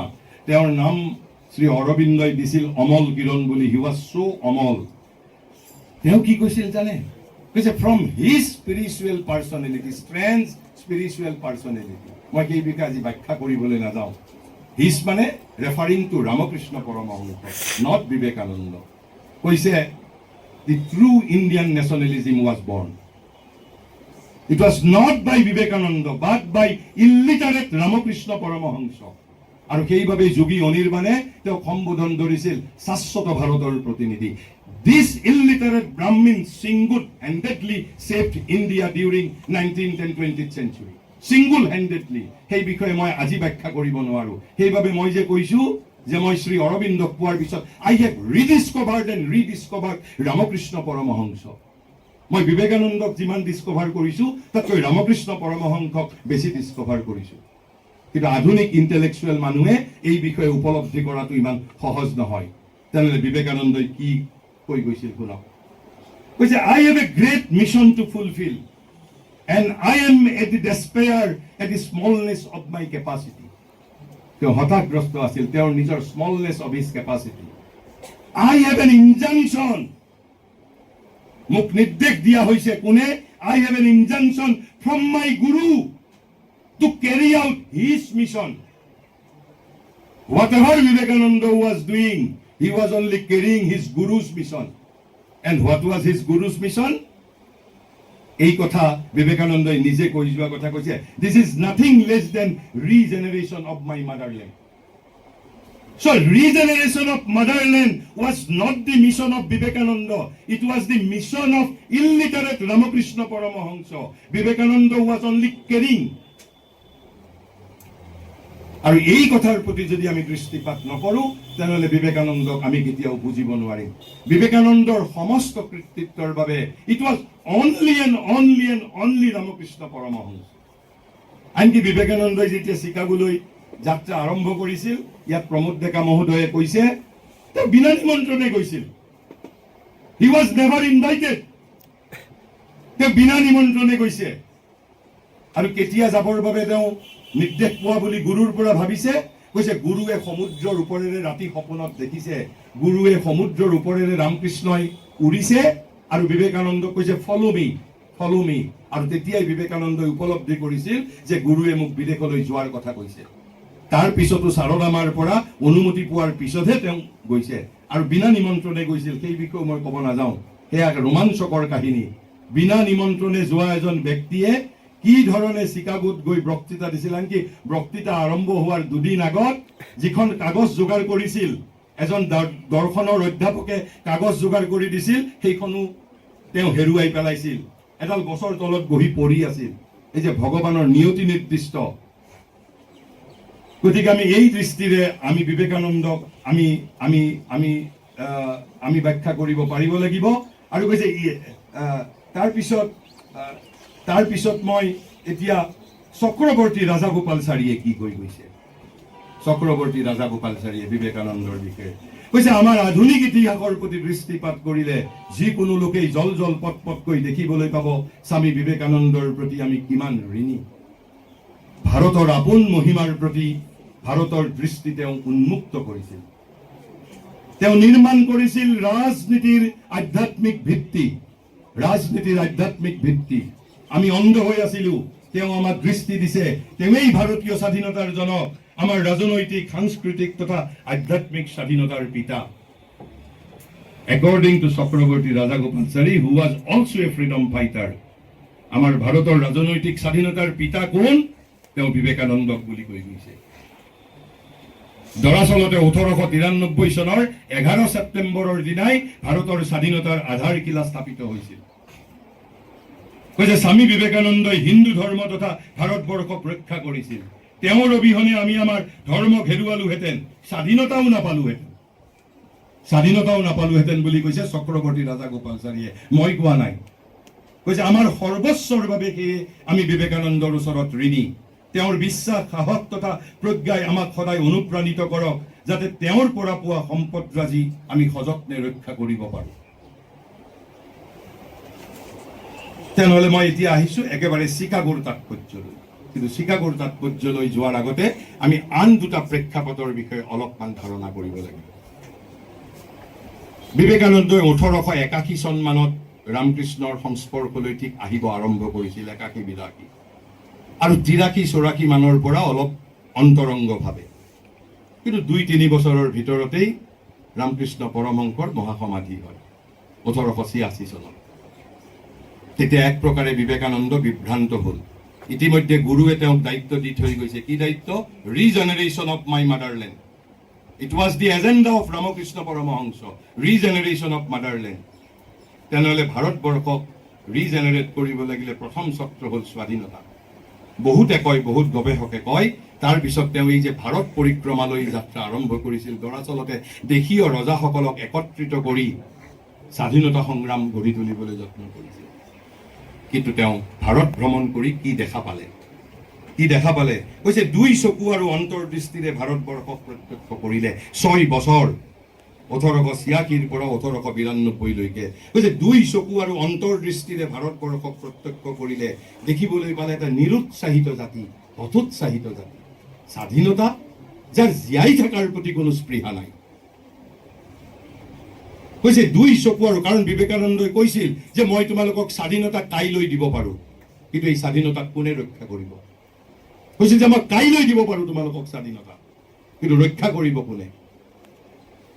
কৈছে 2 চকু আৰু অন্তৰ্দৃষ্টিৰে ভাৰতবৰ্ষক প্ৰত্যক্ষ কৰিলে দেখিবলৈ পালে এটা নিৰুৎসাহিত, উদাস, প্ৰাণ শক্তিহীন জাতি। দেখিলে ধৰ্মৰ নামত কুসংস্কাৰ, জাত পাতৰ মতন্ধতা। প্ৰত্যক্ষ কৰিলে দৰিদ্ৰতা ক্লিষ্ট ৰুগ্ন ভাৰতবৰ্ষক। দেখিলে দৰিদ্ৰৰ ওপৰত চহকীৰ অত্যাচাৰ, শোষণ, দুৰ্বলৰ ওপৰত পদাঘাত। দৰিদ্ৰ আৰু আৰ্তজনৰ মাজত, নিঃসহায়জনৰ মাজত তেওঁ নাৰায়ণক হেনো দৰ্শন কৰিলে। তাৰপিছত কি কৰিলে? বিবেকানন্দই উপলব্ধি কৰিলে। কি উপলব্ধি কৰিলে? একমাত্ৰ নিৰ্বিকল্প সমাধি অৰ্থহীন। যিটো আমি নিৰ্বিকল্প সমাধিৰ কথা কওঁ, যে একমাত্ৰ নিৰ্বিকল্প সমাধি অৰ্থহীন। দাৰিদ্ৰ, অজ্ঞানতা অথবা খালী পেটেৰে ধৰ্ম সাধনা সম্ভৱ নহয়। সেই কথাও বিবেকানন্দই কৈ গৈছে। কৈছে শিক্ষাহীন অথবা অৱহেলিতৰ বাবে ধৰ্ম মাথো এক কুহেলিকা। কৈছে প্ৰথমে প্ৰয়োজন দৰিদ্ৰতা নিৰ্মূল আৰু শিক্ষাৰ বিস্তাৰ, বিশেষকৈ নাৰী শিক্ষা, উদ্যোগ প্ৰতিষ্ঠা তথা কৃষি কৰ্মত যন্ত্ৰৰ প্ৰয়োগ কৰিব লাগিব। অন্যায়, অবিচাৰ, মতন্ধতা, কুসংস্কাৰ নিৰ্মূল কৰিব লাগিব। অধ্যাত্ম আৰু বিজ্ঞানৰ মাজত সমন্বয় সাধন কৰিব লাগিব। নৱ আলোকেৰে ভাৰতৰ অধ্যাত্মৰ পুনৰ প্ৰতিষ্ঠা কৰিব লাগিব। পৰাধীনতাৰ শৃংখল ছিঙিব লাগিব। জাতিৰ মাজত নৱ উদ্দীপনা, নৱ উৎসাহ, নৱপ্ৰাণৰ সঞ্চাৰ কৰিব লাগিব। শক্তি আৰু সাহস উন্মেষিত হ'ব লাগিব।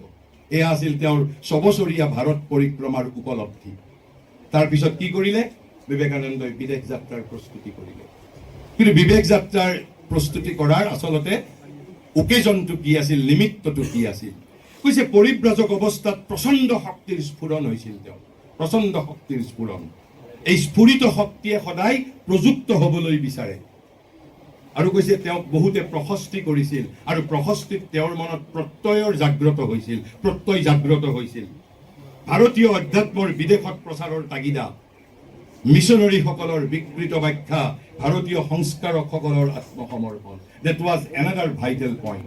সেই সময়ত মিছনাৰীসকলে ভাৰতীয় ধৰ্ম, ভাৰতীয় সংস্কৃতিৰ বিৰুদ্ধে যিবোৰ অপব্যাখ্যা কৰিছিল, আৰু ভাৰতৰ তথাকথিত সংস্কাৰকসকলে সেই প্ৰপোগাণ্ডাত আত্মসমৰ্পণ কৰিছিল, আত্মসমৰ্পণ কৰিছিল। শ্ৰী ৰামকৃষ্ণৰ বিশ্ববাণী উন্মোচিত কৰাৰ তাগিদা।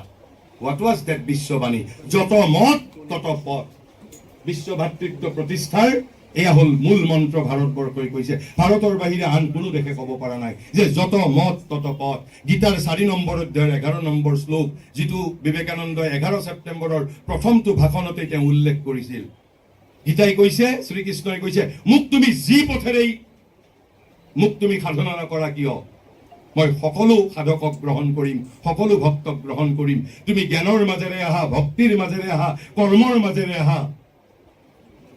আৰু এয়াই হ'ল বিশ্ব ভাতৃত্বৰ মূল মন্ত্ৰ, যত মত তত পথ। যিমান মত আছে সিমান পথ আছে, সহস্ৰ পথ আছে, সহস্ৰ পথ আছে। নোবডি কেন মনোপলি, যে মোৰ কেৱল মাত্ৰ মই আৱিষ্কাৰ কৰা পথটোৱে একমাত্ৰ শুদ্ধ পথ বুলি আই কেনট মনোপলাইজ। মই একচিতীয়া অধিকাৰ কেতিয়াও তাৰ ওপৰত সাব্যস্ত কৰিব নোৱাৰো। আৰু সেইবাবে কৈছিল যে ভাৰতৰ দৰিদ্ৰতা মোচন তেওঁৰ এটা সদায় সন্মুখত লক্ষ্য আছিল। কৃষিত যন্ত্ৰৰ প্ৰয়োগ, শিল্প প্ৰতিষ্ঠাত গুৰুত্ব। আৰু সেই সময়তে চিকাগো ধৰ্ম সন্মিলনৰ খবৰ আহিল, এটা প্ৰকাশ্য উপলক্ষ আৰু সুযোগ। কিন্তু তথাপি এটা প্ৰশ্ন উত্থাপিত হ'ব পাৰে, হোৱাই আমেৰিকা? যদি তেওঁৰ বিদেশত যাবলৈ তেওঁৰ ইচ্ছাই আছিল, তেওঁ আমেৰিকাক কিয় নিৰ্বাচন কৰিছিল? তাৰ প্ৰথমটো কাৰণ চিকাগো বিশ্ব ধৰ্ম মহাসভা তেতিয়া চিকাগোত অনুষ্ঠিত হৈছিল। That was the only opportunity, সেইটোৱে একমাত্ৰ সুযোগ আছিল। কিন্তু তাৰ বাহিৰেও কিন্তু আৰু কিছুমান কাৰণ আছিল কিয় তেওঁ লালায়িত হৈছিল আমেৰিকাত যাবৰ বাবে। কৈছে সাম্ৰাজ্যবাদী ব্ৰিটিছৰ পৰা সহায় পোৱাৰ আশা ক্ষীণ, সাম্ৰাজ্যবাদী ব্ৰিটিছৰ পৰা সহায় পোৱাৰ আশা ক্ষীণ, যে চহকী আৰু নবীন দেশ আমেৰিকা হয়তো উৎসাহী হ'ব পাৰে, তেওঁ ভাবিছিল, তেওঁৰ মনৰ এটা ধাৰণা। আৰু কৈছে যে তুলনামূলকভাৱে সেই সময়ৰ সাম্ৰাজ্যবাদী ইংলেণ্ডতকৈ আমেৰিকা উদাৰ, তাত নৱপ্ৰাণৰ স্পন্দন আছে ৰজোগুণৰ প্ৰচণ্ড উদ্দীপনা। আৰু কৈছে ভাৰতৰ শিল্প উন্নয়নত হয়তো আমেৰিকাই সহায় কৰিব পাৰে। ভাৰতৰ অধ্যাত্ম আৰু নবীন আমেৰিকাৰ উৎসাহৰ সমন্বয় কৰিব বিচাৰিছিল। আৰু এটা মূল কাৰণ আছিল এই যে যিসকল মিছনাৰীয়ে ভাৰতীয় সংস্কৃতিৰ অপব্যাখ্যা কৰিছিল তাৰ অধিকাংশ আহিছিল আমেৰিকাৰ পৰা। বিবেকানন্দই বিচাৰিছিল মই তেওঁলোকৰ দেশত গৈ মিছনাৰীসকলক তেওঁলোকৰ সন্মুখীন হ'ম। কৈছে আমেৰিকাৰ পৰাই আহিছিল সৰহ সংখ্যক মিছনাৰী। চিকাগো ধৰ্ম মহাসভাত যথাৰ্থ ভাৰতীয় প্ৰতিনিধিৰ অভাৱ। আৰু স্বামীজীৰ মৰ্যাদাবোধত স্বামীজী অপমানিত হৈছিল যে চিকাগো ধৰ্ম মহাসভাত বিবেকানন্দ ৱাজ নট ইনভাইটেড, কিন্তু ভাৰতীয় প্ৰতিনিধি বুলি যিসকলক নিমন্ত্ৰণ আগবঢ়াইছিল একৰ্ডিং টু বিবেকানন্দ তেওঁলোক যথাৰ্থ প্ৰতিনিধি নাছিল। আৰু কৈছে ক্ষুব্ধ স্বদেশ প্ৰেমীসকলৰ উৎসাহ আৰু আগ্ৰহ, বিশেষকৈ মাদ্ৰাছৰ, নট বেংগল, মাদ্ৰাছৰ স্বদেশ প্ৰেমীসকলৰ উৎসাহ আৰু আগ্ৰহ, এই 4-5-6টা কাৰণৰ মিলি তেওঁ চিকাগোলৈ যাবলৈ তেওঁ এটা সিদ্ধান্ত গ্ৰহণ কৰিছিল। কিন্তু তাৰ পিছতো তেওঁ এই যে ৰামকৃষ্ণৰ সপোন আৰু সাৰদামাৰ পৰা যেতিয়া অনুমতি পাইছে তাৰ পিছতহে যোৱাৰ বাবে চূড়ান্ত সিদ্ধান্ত গ্ৰহণ কৰিছিল। কিন্তু এতিয়া প্ৰশ্ন হ'ল চিকাগোৱে ভাৰতবাসীক কি দিলে আৰু চিকাগোৱে বিশ্ববাসীক কি দিলে। আমি সেই দুটা কথা আলোচনা কৰি মই শেষ কৰিম। মই ইয়াত মোৰ নিজৰ কথা নকওঁ, ইতিমধ্যে মই এটা চিকাগোৰ তাৎপৰ্য মই শ্ৰী অৰবিন্দৰ এষাৰ বাক্য আপোনালোকৰ আগত কলো, যে কৈছে যে India was awake not to survive only but to conquer. তেওঁৰ মতে চিকাগোৰ সৰ্বপ্ৰধান বাণী আৰু সমগ্ৰ বিশ্বৰ প্ৰতি এইটো বাৰ্তা যে ভাৰতবৰ্ষ এতিয়া আৰু জীয়াই থাকিবৰ বাবে জাগি উঠা নাই, জয় কৰাৰ বাবে জাগি উঠিছে। তাৰপিছত মই বিবেকানন্দৰ নিজৰ ভাষাৰে, বিবেকানন্দই নিজে চিকাগো ভাষণৰ বিষয়ে কি কৈছিল, ইন হিজ ওন লেংগুৱেজ বিবেকানন্দই নিজে কি কৈ গৈছে। বিবেকানন্দই কৈছে বিস্ময়কৰ চিকাগো মহাসভাক অৱলম্বন কৰিয়েই ভাৰতবাসী আৰু ভাৰতীয় চিন্তা জগতৰ সন্মুখত পূৰ্বতকৈ অধিক উজ্জ্বলভাৱে প্ৰকটিত হ'ল। It was his writings only, বিবেকানন্দই নিজে কোৱা কথা।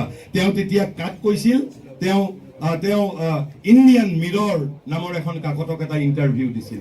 সেই ইণ্টাৰভিউত বিবেকানন্দই কৈছিল যে India, its people and their thoughts have been brought more prominently before the world than ever before by that wonderful gathering at Chicago.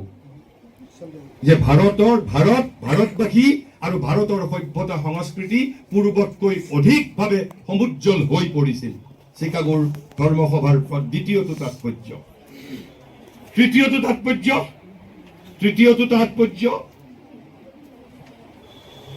তৃতীয়টো তাৎপৰ্য বিপিন চন্দ্ৰ পালে কি কৈ গৈছিল।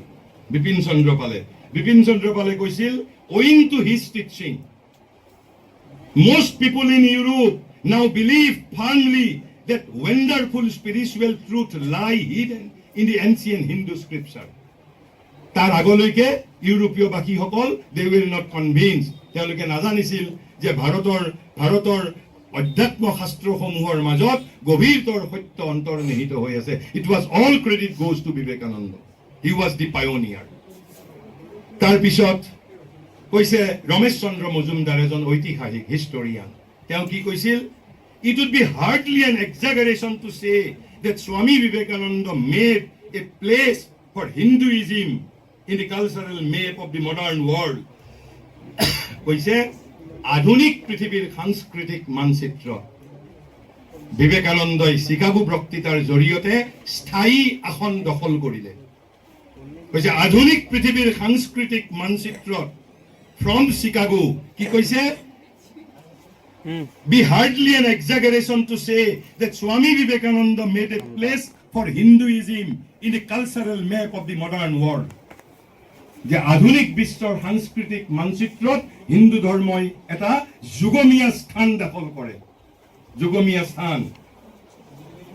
তাৰপিছত শংকৰী প্ৰসাদ বসু এজন প্ৰসিদ্ধ বিবেকানন্দ সমালোচক। বিবেকানন্দৰ বিষয়ে যদি জানিব খোজে তেওঁৰ 8টা ভলিউমৰ কিতাপ আছে, বিবেকানন্দ ও সমকালীন ভাৰতবৰ্ষ বুলি। মোৰ তাত আছে। এই 8টা ভলিউমত বিবেকানন্দৰ কোনো বস্তু তেওঁ বাদ দিয়া নাই, আৰু এই কিতাপখনে প্ৰায় 10-15টা পুৰস্কাৰ পাইছে। বিবেকানন্দ ও সমকালীন ভাৰতবৰ্ষ তেওঁ কি কৈ গৈছে সেই কথাখিনি অলপ মন দি শুনিব। কৈছে তাৰ পাছত বিবেকানন্দ ভাৰতবৰ্ষলৈ উভতি আহিল, তাৰ পাছত মানে আফটাৰ চিকাগো এড্ৰেছ। কিন্তু আমিতো জানো 4 বছৰ পিছতহে আহিছে, সেইবাবে শংকৰী প্ৰসাদ বসুৱে লিখিছে তাৰ পাছত বিবেকানন্দ ভাৰতবৰ্ষলৈ উভতি আহিল সোঁশৰীৰে নহয়, সংবাদৰ ৰথত আৰোহণ কৰি, সংবাদৰ ৰথত আৰোহণ কৰি। সেই সংবাদ শিহৰণত ভাৰতৰ ইপাৰ সিপাৰ কঁপি উঠিব ধৰিলে।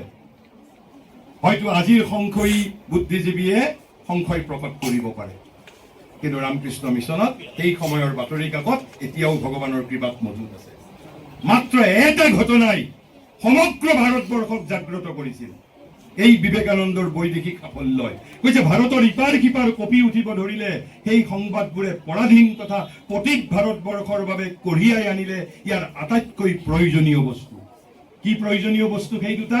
আমি আজি আৰু সোণৰ চামুচ লৈ জন্মগ্ৰহণ কৰা স্বাধীন নাগৰিকে সেই কথা উপলব্ধি কৰিব নোৱাৰো। কি দিছিল? এই চিকাগোত প্ৰদত্ত ভাষণে ভাৰতবৰ্ষক কৈছে আত্মসন্মান আৰু আত্মবিশ্বাস। সেইবাবে মই যে ভাৰতৰ 1400 বছৰৰ পৰাধীনতাৰ ইতিহাস, এটা হতোৎসাহিত জাতি, নিৰুৎসাহিত জাতি, এই জাতিৰ মাজত প্ৰাণ সঞ্চাৰ কৰিছিল আত্মসন্মান আৰু আত্মবিশ্বাস।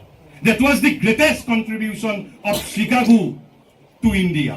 আত্মসন্মান আৰু আত্মবিশ্বাস। তেতিয়ালৈকে ভাৰতবৰ্ষই ভাবিবই পৰা নাই যে আমিও কিবা কৰিব পাৰো, আমিও নৱজাগ্ৰত হ'ব পাৰো, যেন আমি বিদেশীৰ হাতত পৰাজিত হোৱাটোৱেই আমাৰ একমাত্ৰ নিয়তি নিৰ্দিষ্ট। কৈছে জাতিৰ প্ৰাণে প্ৰসন্ন চিত্তে তেতিয়াই সঁহাৰি জনাইছিল, বন্দনা গাইছিল সেইজন মানুহৰ যিজন অহা নাই লজ্জিত কৰিবলৈ, আহিছে উদ্বুদ্ধ কৰিবলৈ, ক্ষুণ্ণ কৰিবলৈ অহা নাই, আহিছে পূৰ্ণ কৰিবলৈ। আৰু এটা অভাৱনীয় ঘটনা ঘটিছিল। শংকৰী প্ৰসাদ বসুৱে কৈছে যে পৃথিৱীৰ ইতিহাসত, অন্ততঃ ভাৰতৰ ইতিহাসত কেতিয়াও এনে ঘটনা সংঘটিত হোৱা নাছিল যে জনৈক ব্যক্তিৰ বহিৰ্দেশত সফলতাৰ সংবাদতেই সমগ্ৰ জাতি জাগি উঠিছে। মাত্ৰ এটা বক্তৃতাই সমগ্ৰ দেশক জাগ্ৰত কৰিছে। কৈছে সঁচাকৈ আচৰিত কথা, সেই কথা একেবাৰে অবিশ্বাস্য বোধ হলহেঁতেন যদি আমাৰ হাতত সমসাময়িক সংবাদসমূহ নাথাকিলেহেঁতেন। It is still preserved, যে 12 ছেপ্টেম্বৰৰ দিনা ভাৰতবৰ্ষত 1893 চনৰ 12 ছেপ্টেম্বৰৰ দিনা ভাৰতবৰ্ষত বাতৰি কাকতত কি সংবাদ আহিছিল, সমগ্ৰ ভাৰতবৰ্ষ জাগ্ৰত হৈছিল। এটা ঘটনাই মাত্ৰ। কিন্তু তাৰ পিছত শংকৰী প্ৰসাদ বসুৱে আৰু এটা কথা কৈছে যে বিবেকানন্দৰ মহিমাৰ ভিত্তি সেই বুলি বিদেশীৰ প্ৰশংসা নহয়। তেনেহলে কি কৈছে? সেই কথা আমি ভালকৈ জানো, কিন্তু আজি আৰু হয়তো আমাৰ বাবে কল্পনা কৰাও সম্ভৱ নহয় বিবেকানন্দৰ বৈদেশিক প্ৰশংসাই লাঞ্ছিত ভাৰতক কিমান দিছিল। বিবেকানন্দই প্ৰথম ভাৰতীয় যি অলপ মানুহ শিৰ নত নকৰাকৈ, আপোচ নকৰাকৈ নিজ শক্তিৰে এই প্ৰশংসা অৰ্জন কৰিছিল, নিজ শক্তিৰে অৰ্জন কৰিছিল। ভাৰতবৰ্ষৰ বাবে তেতিয়া সেই অভিজ্ঞতা আছিল অভূতপূৰ্ব। তাৰ আগৰ যিসকল সংস্কাৰক কেতিয়াবা বক্তা পাশ্চাত্যলৈ গৈছিল, সকলোৱে ভাৰতীয় সংস্কৃতিৰ লগত আপোচ কৰিছিল। আৰু তাৰপিছত আন এজন স্বামী প্ৰভানন্দ বুলি লিখিছে, কৈছে অসম্ভৱ সম্ভৱ হৈছিল। প্ৰকৃততে কোনো এখন সন্মিলনত কোনো এগৰাকী ব্যক্তিৰ প্ৰদত্ত বক্তৃতাই সমগ্ৰ জাতিৰ জীৱনত ইমান প্ৰভাৱ বিস্তাৰ কৰা, অথবা তাৰ দ্বাৰা বিশ্ব মানসত সেই জাতিৰ ভাৱমূৰ্তি ইমান উজ্জ্বল হৈ পৰাটো কেতিয়াবা যে দেখিবলৈ পোৱা গৈছে, সেই বিষয়ে সন্দেহ আছে। আমি যেতিয়া এই দৃষ্টিভংগীৰে আমি বিবেকানন্দৰ চিকাগো আমি যাত্ৰাৰ তাৎপৰ্য বুজিব লাগিব। আৰু তাৰপিছত মই চিকাগো সন্মিলনৰ এই যে বিশ্ব ভাতৃত্বৰ দৃষ্টি সন্মুখত ৰাখি বিশ্ববাসীক কি দিছিল, এইখিনি বাৰু ভাৰতবৰ্ষক দিছিল। কিন্তু চিকাগোৱে বিশ্ববাসীক কি দিছিল, অৰ্থাৎ বিবেকানন্দই বিশ্ববাসীক কি দিছিল। আৰু কৈছে এটা আমি ভগিনী নিবেদিতাৰ এষাৰ কথা কৈছে যে মিষ্টাৰ বিবেকানন্দ অৰ্থাৎ ধৰ্ম মহাসমিতিৰ ডক্টৰ বেৰোজ যিজন সভাপতি আছিল, তেওঁ লেখা কথা মই অসমীয়া অনুবাদ কৰিছো। কৈছে মিষ্টাৰ বিবেকানন্দই যেতিয়া শ্ৰোতাসকলক হে আমেৰিকাবাসী মোৰ ভগ্নী আৰু ভাতৃবৃন্দ, তেওঁ কিন্তু ব্ৰাদাৰ্ছ এণ্ড ছিষ্টাৰ্ছ বুলি সম্বোধন ধৰা নাছিল, তেওঁ ছিষ্টাৰ্ছ এণ্ড ব্ৰাদাৰ্ছ বুলি তেওঁ সম্বোধন ধৰিছিল। কৈছে এনেদৰে সম্বোধন ধৰিলে সভাগৃহটো তেতিয়া তুমুল হাত চাপৰিৰে মুখৰিত হৈ উঠিল। অৰ্থাৎ প্ৰথমেই 5টা শব্দৰ জৰিয়তেই তেওঁ বিজয় সাব্যস্ত কৰিছিল। কৈছে সভাগৃহটো তেতিয়া তুমুল হাত চাপৰিৰে মুখৰিত হৈ উঠিছিল আৰু কেইবা মিনিটলৈকে মুখৰিত হৈ আছিল। আপোনালোকে কল্পনা কৰিব 7,000 দৰ্শক সেই সময়ত উপস্থিত আছিল। 4,000 বহিব পাৰিছিল, 3,000 থিয় হৈ আছিল। আৰু একেবাৰে শেষৰ পৰা আপোনাৰ চকী জঁপিয়াই অৰ্থাৎ বিবেকানন্দই এই 5টা শব্দ কোৱাৰ পিছত 3 মিনিটলৈকে ভাষণ দিব পৰা নাই। প্ৰত্যেক বিশেষকৈ মহিলাসকল একেবাৰে পিছৰ শাৰীৰ পৰা আহি তেওঁৰ স্মৰণ বা তেওঁৰ শৰীৰ স্পৰ্শ কৰে সকলোৱে। পৃথিৱীৰ ইতিহাসত অভূতপূৰ্ব ঘটনা, কোনো বক্তাৰ জীৱনত এই ধৰণৰ ঘটনা ঘটা নাই। কৈছে মিষ্টাৰ বিবেকানন্দ কৈছে তাৰপিছত আন এজন বয়সীয়াল মানুহ SK ব্লজট নামৰ এজন প্ৰত্যক্ষদৰ্শী মহিলা, তেওঁ কি কৈছিল শুনিব। কৈছে সেই যুৱকজনে যেতিয়া উঠি থিয় হৈ ক'লে আমেৰিকাবাসী মোৰ ভগ্নী তথা ভাতৃবৃন্দ, তেওঁলোক আচৰিত হৈ গ'ল। আমেৰিকাৰ মানুহক ভাই আৰু ভগ্নী বুলি কৈছে, হোৱাট ইজ দিছ? এয়া কেৱল ভাৰতবৰ্ষৰ মানুহে সম্বোধন কৰিব পাৰে, আন দেশৰ মানুহে কি সম্বোধন ধৰে? Ladies and gentlemen. তেওঁলোক আচৰিত হৈ গৈছে, তেওঁলোকৰ প্ৰত্যক্ষভাৱে হৃদয় স্পৰ্শ কৰিছে যে এখন বেলেগ দেশৰ পৰা বেলেগ ধৰ্মৰ এজন ব্যক্তি আহি আমাক ভাতৃ আৰু ভগ্নী বুলি সম্বোধন ধৰিছে। কি ঘটনা! কিন্তু আমাৰ দেশৰ বাবে এইটো সাধাৰণ কথা, আমাৰ দেশৰ বাবে সাধাৰণ ঘটনা।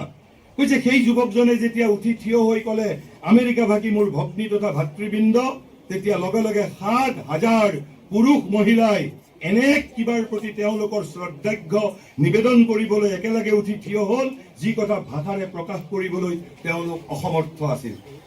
যেতিয়া তেওঁৰ বক্তৃতা সমাপ্ত হ'ল, তেতিয়া দেখিলো দলে দলে ছোৱালীবোৰে তেওঁৰ ওচৰলৈ যোৱাৰ বাবে আসনৰ ওপৰেৰে দেও মাৰি পাৰ হৈ ঢাপলি মেলিছে। তেতিয়া মই মনে মনে নিজকে ক'লো, চোৱা বাছা, এই আক্ৰমণত যদি তুমি মগজু থিৰে ৰাখিব পাৰা তেনেহলে তুমি ভগৱান। এয়া প্ৰত্যক্ষদৰ্শীৰ কথা। আৰু তেনেহলে এয়া হ'ল মই বিদেশী লোকে কি ধৰণে আপোনাৰ ব্যাখ্যা কৰিছিল। তাৰপিছত বিবেকানন্দই প্ৰথম যিটো বিশ্ব ভাতৃত্বৰ বুনিয়াদ মই যিটো প্ৰথমতে আৰম্ভ কৰিছিলো, শ্ৰীনন্ত বিশ্বে অমৃতাস্য পুত্ৰা, তেওঁৰ পৰৱৰ্তী সময়ত যিটো হিন্দু ধৰ্মৰ বিষয়ে বক্তৃতা, লিখিত বক্তৃতা, অকল 11 তাৰিখৰটোতো তেওঁৰ অভ্যৰ্থনাৰ প্ৰত্যুত্তৰ আছিল। তাৰ পিছৰ বক্তৃতাসমূহত এই যিটো চিকাগো এড্ৰেছৰ বাকী বক্তৃতাবোৰ সমানে গুৰুত্বপূৰ্ণ। কৈছে তাত তেওঁ কৈছিল যে তোমালোক ঈশ্বৰৰ সন্তান, অমৃতৰ অধিকাৰী। আৰু এয়া বিবেকানন্দৰ আগলৈকে পৃথিৱীৰ মানুহে কেতিয়াও শুনিবলৈ পোৱা নাই। তাৰ আগলৈকে পৃথিৱীৰ আন ধৰ্মই কৈছিল তোমালোক পাপী। বিবেকানন্দৰ মুখত প্ৰথম বিশ্ববাসীয়ে শুনিছিল যে তোমালোক ঈশ্বৰৰ সন্তান, অমৃতৰ অধিকাৰী, পবিত্ৰ আৰু পূৰ্ণ, তোমালোক মৰ্ত্যভূমিৰ দেৱতা। এই ধৰণে সম্বোধন ধৰিছিল বিবেকানন্দই বিশ্ববাসীৰ মানুহক, আৰু এয়াই বিশ্ব ভাতৃত্বৰ বুনিয়াদ। তাৰপিছত কৈছিল কি? কৈছে ইউ আৰ নট মেটাৰ, তুমি জড় নহয়। তেনেহলে who are you? You are soul, তুমি আত্মা, তুমি জড় নহয়, জড় তোমাৰ দাস। কৈছিল কি তোমালোক অমৰ আত্মা, মুক্ত আত্মা, চিৰ আনন্দময়। এইটো হ'ল বিশ্ব প্ৰেমৰ, বিশ্ব ভাতৃত্বৰ আন এক ভিত্তি। কৈছে তোমালোক অমৰ আত্মা, মুক্ত আত্মা, চিৰ আনন্দময়। তোমালোক জড় নহয়, তোমালোক শৰীৰ নোহোৱা, তোমালোক জড়ৰ দাস নোহোৱা, জড় তোমালোকৰ দাস। আৰু এইবোৰ কথা আপুনি বিবেকানন্দৰ পৰৱৰ্তী যিসমূহ বক্তৃতা আছে তাৰ পৰাই মই উদ্ধৃত কৰিছো। তাৰপিছত আন এগৰাকী পণ্ডিচেৰী শ্ৰী অৰবিন্দ আশ্ৰমৰ ডিচাইপুল, তেওঁ কোৱা একাষাৰ কথা, তেওঁ কৈছে চুক দি ৱৰ্ল্ড, হোল ৱৰ্ল্ড। কৈছে বিবেকানন্দই কি কৰিছিল? Shook the whole world with his message of the unity of all life. যে ঈশ্বর সর্বভূতানাং হৃদ্দেশে অৰ্জুন তিষ্ঠতি মম এব অংশ সনাতন গীতাই কৈছে মানুহ কোন মোৰ সনাতন অংশ এই বাণী কৈছে সেইটো যে message of the unity of all life and the divinity of all men কৈছে all soul is potentially divine we can even become divine we can even become Narayan পৃথিৱীৰ বহুত সংস্কৃতি বহুত আদৰ্শবাদে আমি ভগৱান হ'ব পাৰিম বুলি ক'লে সেইটো ভগৱানৰ প্ৰতি এটা অসন্মানসূচক ব্লেছফেমি হিচাপে গণ্য কৰে কিন্তু তথাপিতো ভাৰতবৰ্ষই দুৰন্ত সাহসেৰে কৈছে right now I M পোৰ্চন eternal বৰ্তমান মই সনাতন অংশ ৰাইট নাও আই এম নৰ one day I will become নৰোত্তম and eventually one day I will become Narayana and this is the sense of the Brihadaranyaka Upanishad শ্লোক যিটো আমি সদায় শুনি আহিছো কি অসতৌ মা সৎ গময় তমসৌ মা জ্যোতিৰ্গময় মৃত্যুৰ মা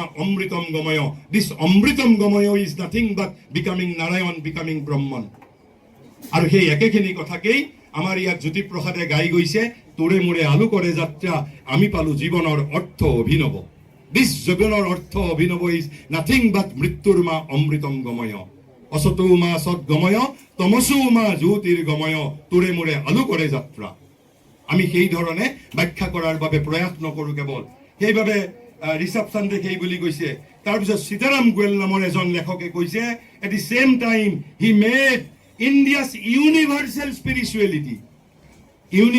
স্পিৰিচুৱেলিটি বুলি কৈছে সাৰ্বজনীন আধ্যাত্মিকতা কিয় যে যত মত তত পথ পৃথিৱীৰ মানুহক ভাৰতবৰ্ষই অমৃতৰ সন্তান বুলি গণ্য কৰে আৰু এই অমৃতৰ সন্তানৰ ধাৰণা যেতিয়ালৈকে মানুহৰ চেতনাৰ ৰক্তত পৰিণত নহব তেতিয়ালৈকে বিশ্ব ভাতৃত্ব প্ৰতিষ্ঠা হোৱাটো সম্ভৱ নহয় তাৰপিছত ৰামকৃষ্ণৰ বিশ্ববাণী যত মত তত পথ এই প্ৰথমবাৰৰ বাবে বিশ্বৰ মানুহে জানিলে যে there is only one way there is not one exclusive single way there are thousands and lakhs of ways যে মই কেনেকে ভগৱানক পাম ইট ইজ মাই ডিছক্ৰিপশ্যন কৈছে we believe not only in universal toleration but we accept all religion as true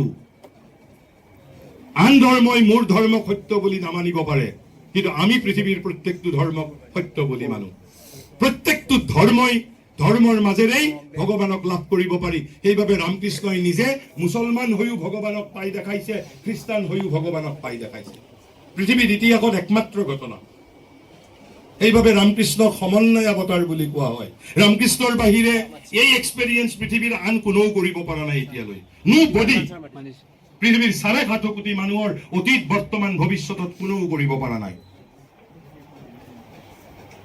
আৰু তাৰ পিছত তেওঁ কি কৈছিল একেবাৰে 27 ছেপ্টেম্বৰৰ দিনা সেইটোৱে হ'ল বিশ্ব ভাতৃত্বৰ মূল কথা কি কৈছিল Christian is not to become a Hindu সাহসেৰে কৈছে খ্ৰীষ্টানসকল হিন্দু হ'ব নালাগে অৰ এ Buddhist nor is a Hindu or a Buddhist to become a Christian যে কোনো খ্ৰীষ্টানো বুদ্ধিষ্ট হ'ব নালাগে কোনো খ্ৰীষ্টানো হিন্দু হ'ব নালাগে আৰু কোনো হিন্দু খ্ৰীষ্টান হ'ব নালাগে বুদ্ধিষ্ট হ'ব নালাগে but it's must assimilate the spirit of the others আমি আনৰ মাজত থকা যিবোৰ সত্য আছে সেইবোৰ আমি আত্মসাৎ কৰিব লাগে এণ্ড ইয়েট প্ৰিজাৰ্ভ হিজ ইণ্ডিভিজুৱেলিটি মই ভাৰতীয় হৈও থাকিম একে সময়তে মই বিশ্ব নাগৰিকো হ'ম এয়া ভাৰতৰ দাবী মই হিন্দু ধৰ্মৰ মানুহ হৈও থাকিম আৰু একে সময়তে মই আন ধৰ্মৰ মাজত থকা সত্যকো আত্মসাৎ কৰিম and grow according to his law of growth কিন্তু মই কেনেকে মই বিকশিত হ'ম মোৰ স্বভাৱ আৰু স্বধৰ্ম অনুসৰি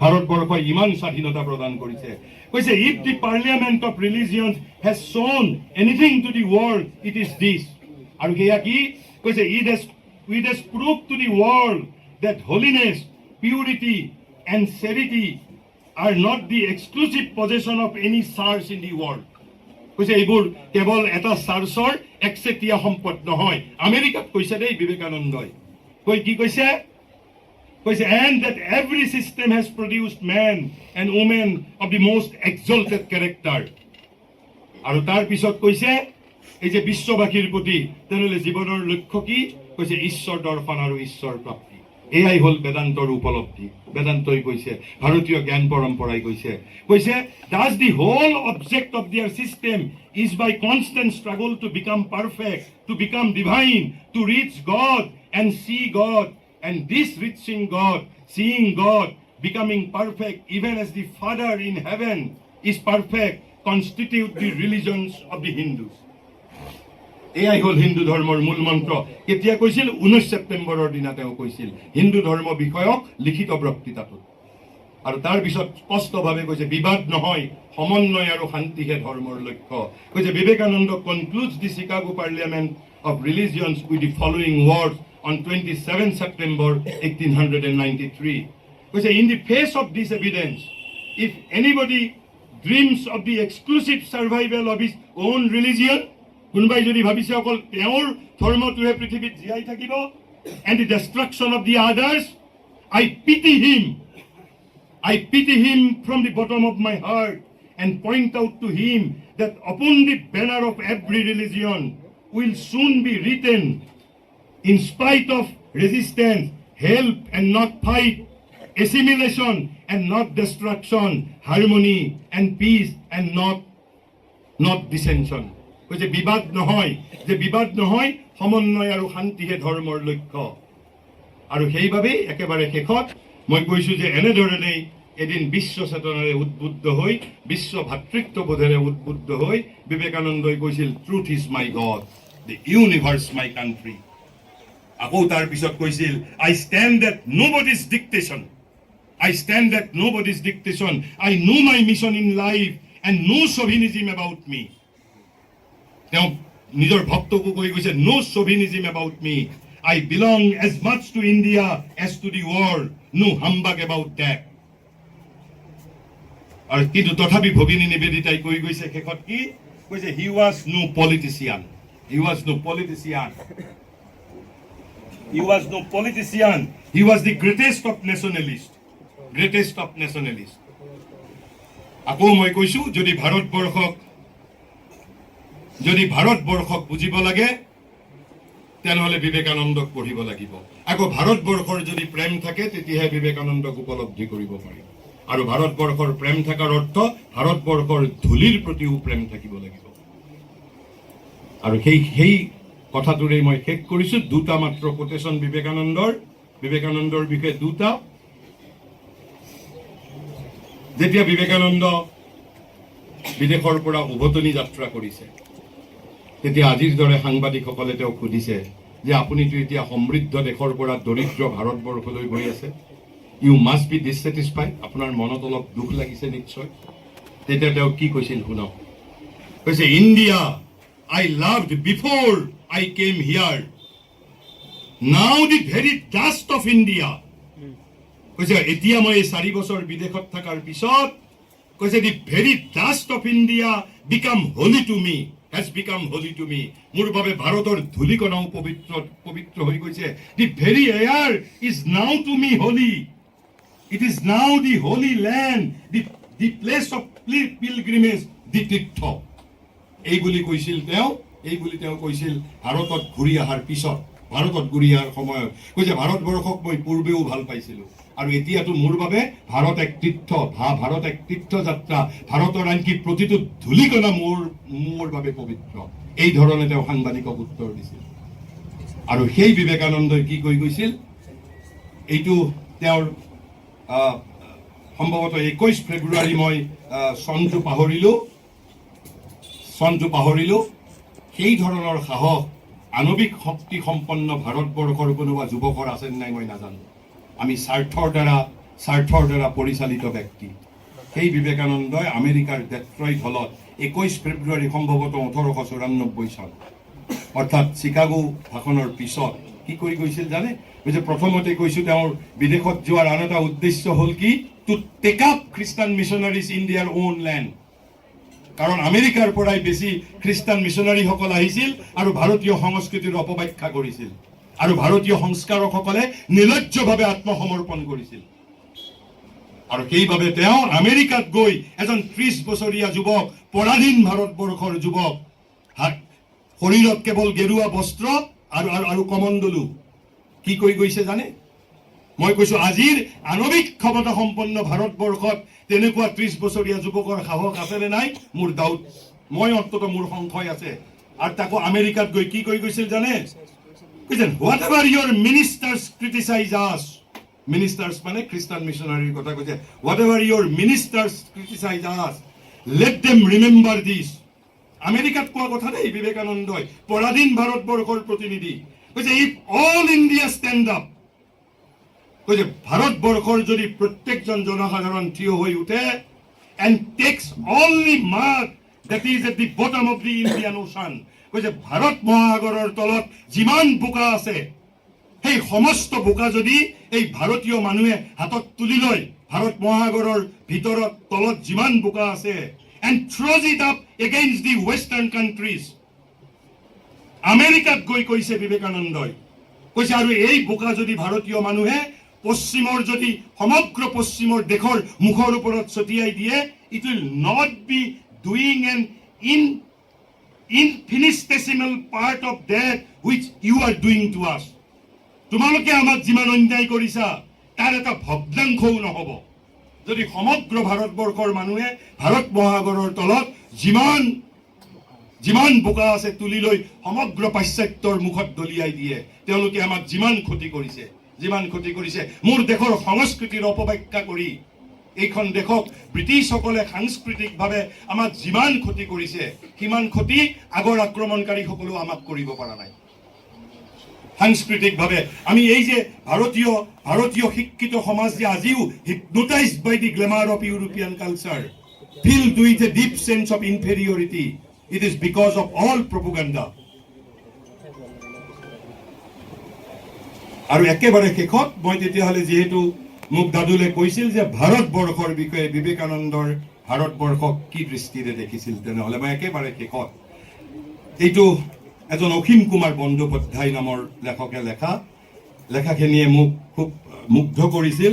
আৰু ক'ত আছে চিন্তানায়ক বিবেকানন্দ যিখন কিতাপ ৰামকৃষ্ণ মিছন ইনষ্টিটিউট অফ কালচাৰৰ পৰা ওলোৱা কিতাপ 227 নম্বৰ পৃষ্ঠাত আছে, মূল বাংলাত। মই তাৰ অসমীয়াটো আপোনালোকৰ ওচৰত মই পাঠ কৰি দিছোঁ। তাৰ মাজতেই ভাৰত আৰু পাশ্চাত্য, বিবেকানন্দৰ দৃষ্টিভংগী, ভাৰতৰ দৃষ্টিভংগী, আমি এটা সাৰাংশ গ্ৰহণ কৰিব পাৰিম। কৈছে অষ্টাদশ শতাব্দীৰ ইউৰোপত প্ৰচাৰিত ধ্ৰুৱবাদ মানে পজিটিভিজিম, ইহসৰ্বস্ববাদ। কৈছে অষ্টাদশ শতাব্দীৰ ইউৰোপত প্ৰচাৰিত ধ্ৰুৱবাদ বা উপযোগিতাবাদত মানুহৰ কল্যাণ স্বীকৃত হৈছে সঁচা, কিন্তু সেই কল্যাণ একেবাৰে জীৱধৰ্মী মানুহৰ আহাৰ নিদ্ৰাৰ কথা। সেই মানুহ সামাজিক আৰু ৰাজনৈতিক, তাত ৰাষ্ট্ৰযন্ত্ৰ বা সমাজ শক্তি হস্তগত কৰি বহুজনৰ কল্যাণ সাধনৰ কথা কোৱা হৈছে। সেই কল্যাণ সাধনৰ মূল কাৰণটো কিন্তু অলপ অস্পষ্ট। নৰক নৰোত্তমত পৰিণত কৰাটো ইউৰোপীয় ৰাষ্ট্ৰ তথা সমাজৰ প্ৰধান লক্ষ্য, নৰোত্তমত পৰিণত কৰাটো। কিন্তু নৰোত্তম নাৰায়ণত উদ্বৰ্তিত নহলে মানৱ জীৱনৰ মৌলিক তাৎপৰ্য বুজি পোৱা নাযায়। স্বামী বিবেকানন্দই ভাৰত চেতনাত এনে দৃষ্টিৰে ব্যাখ্যা কৰিছে। এইবাবেই কোট, মিল, জেৰিমি, টেলৰ আদিৰ তুলনাত স্বামীজীৰ সাধন ৰীতি তথা ক্ৰিয়া পদ্ধতি সম্পূৰ্ণ ভিন্ন ধৰণৰ।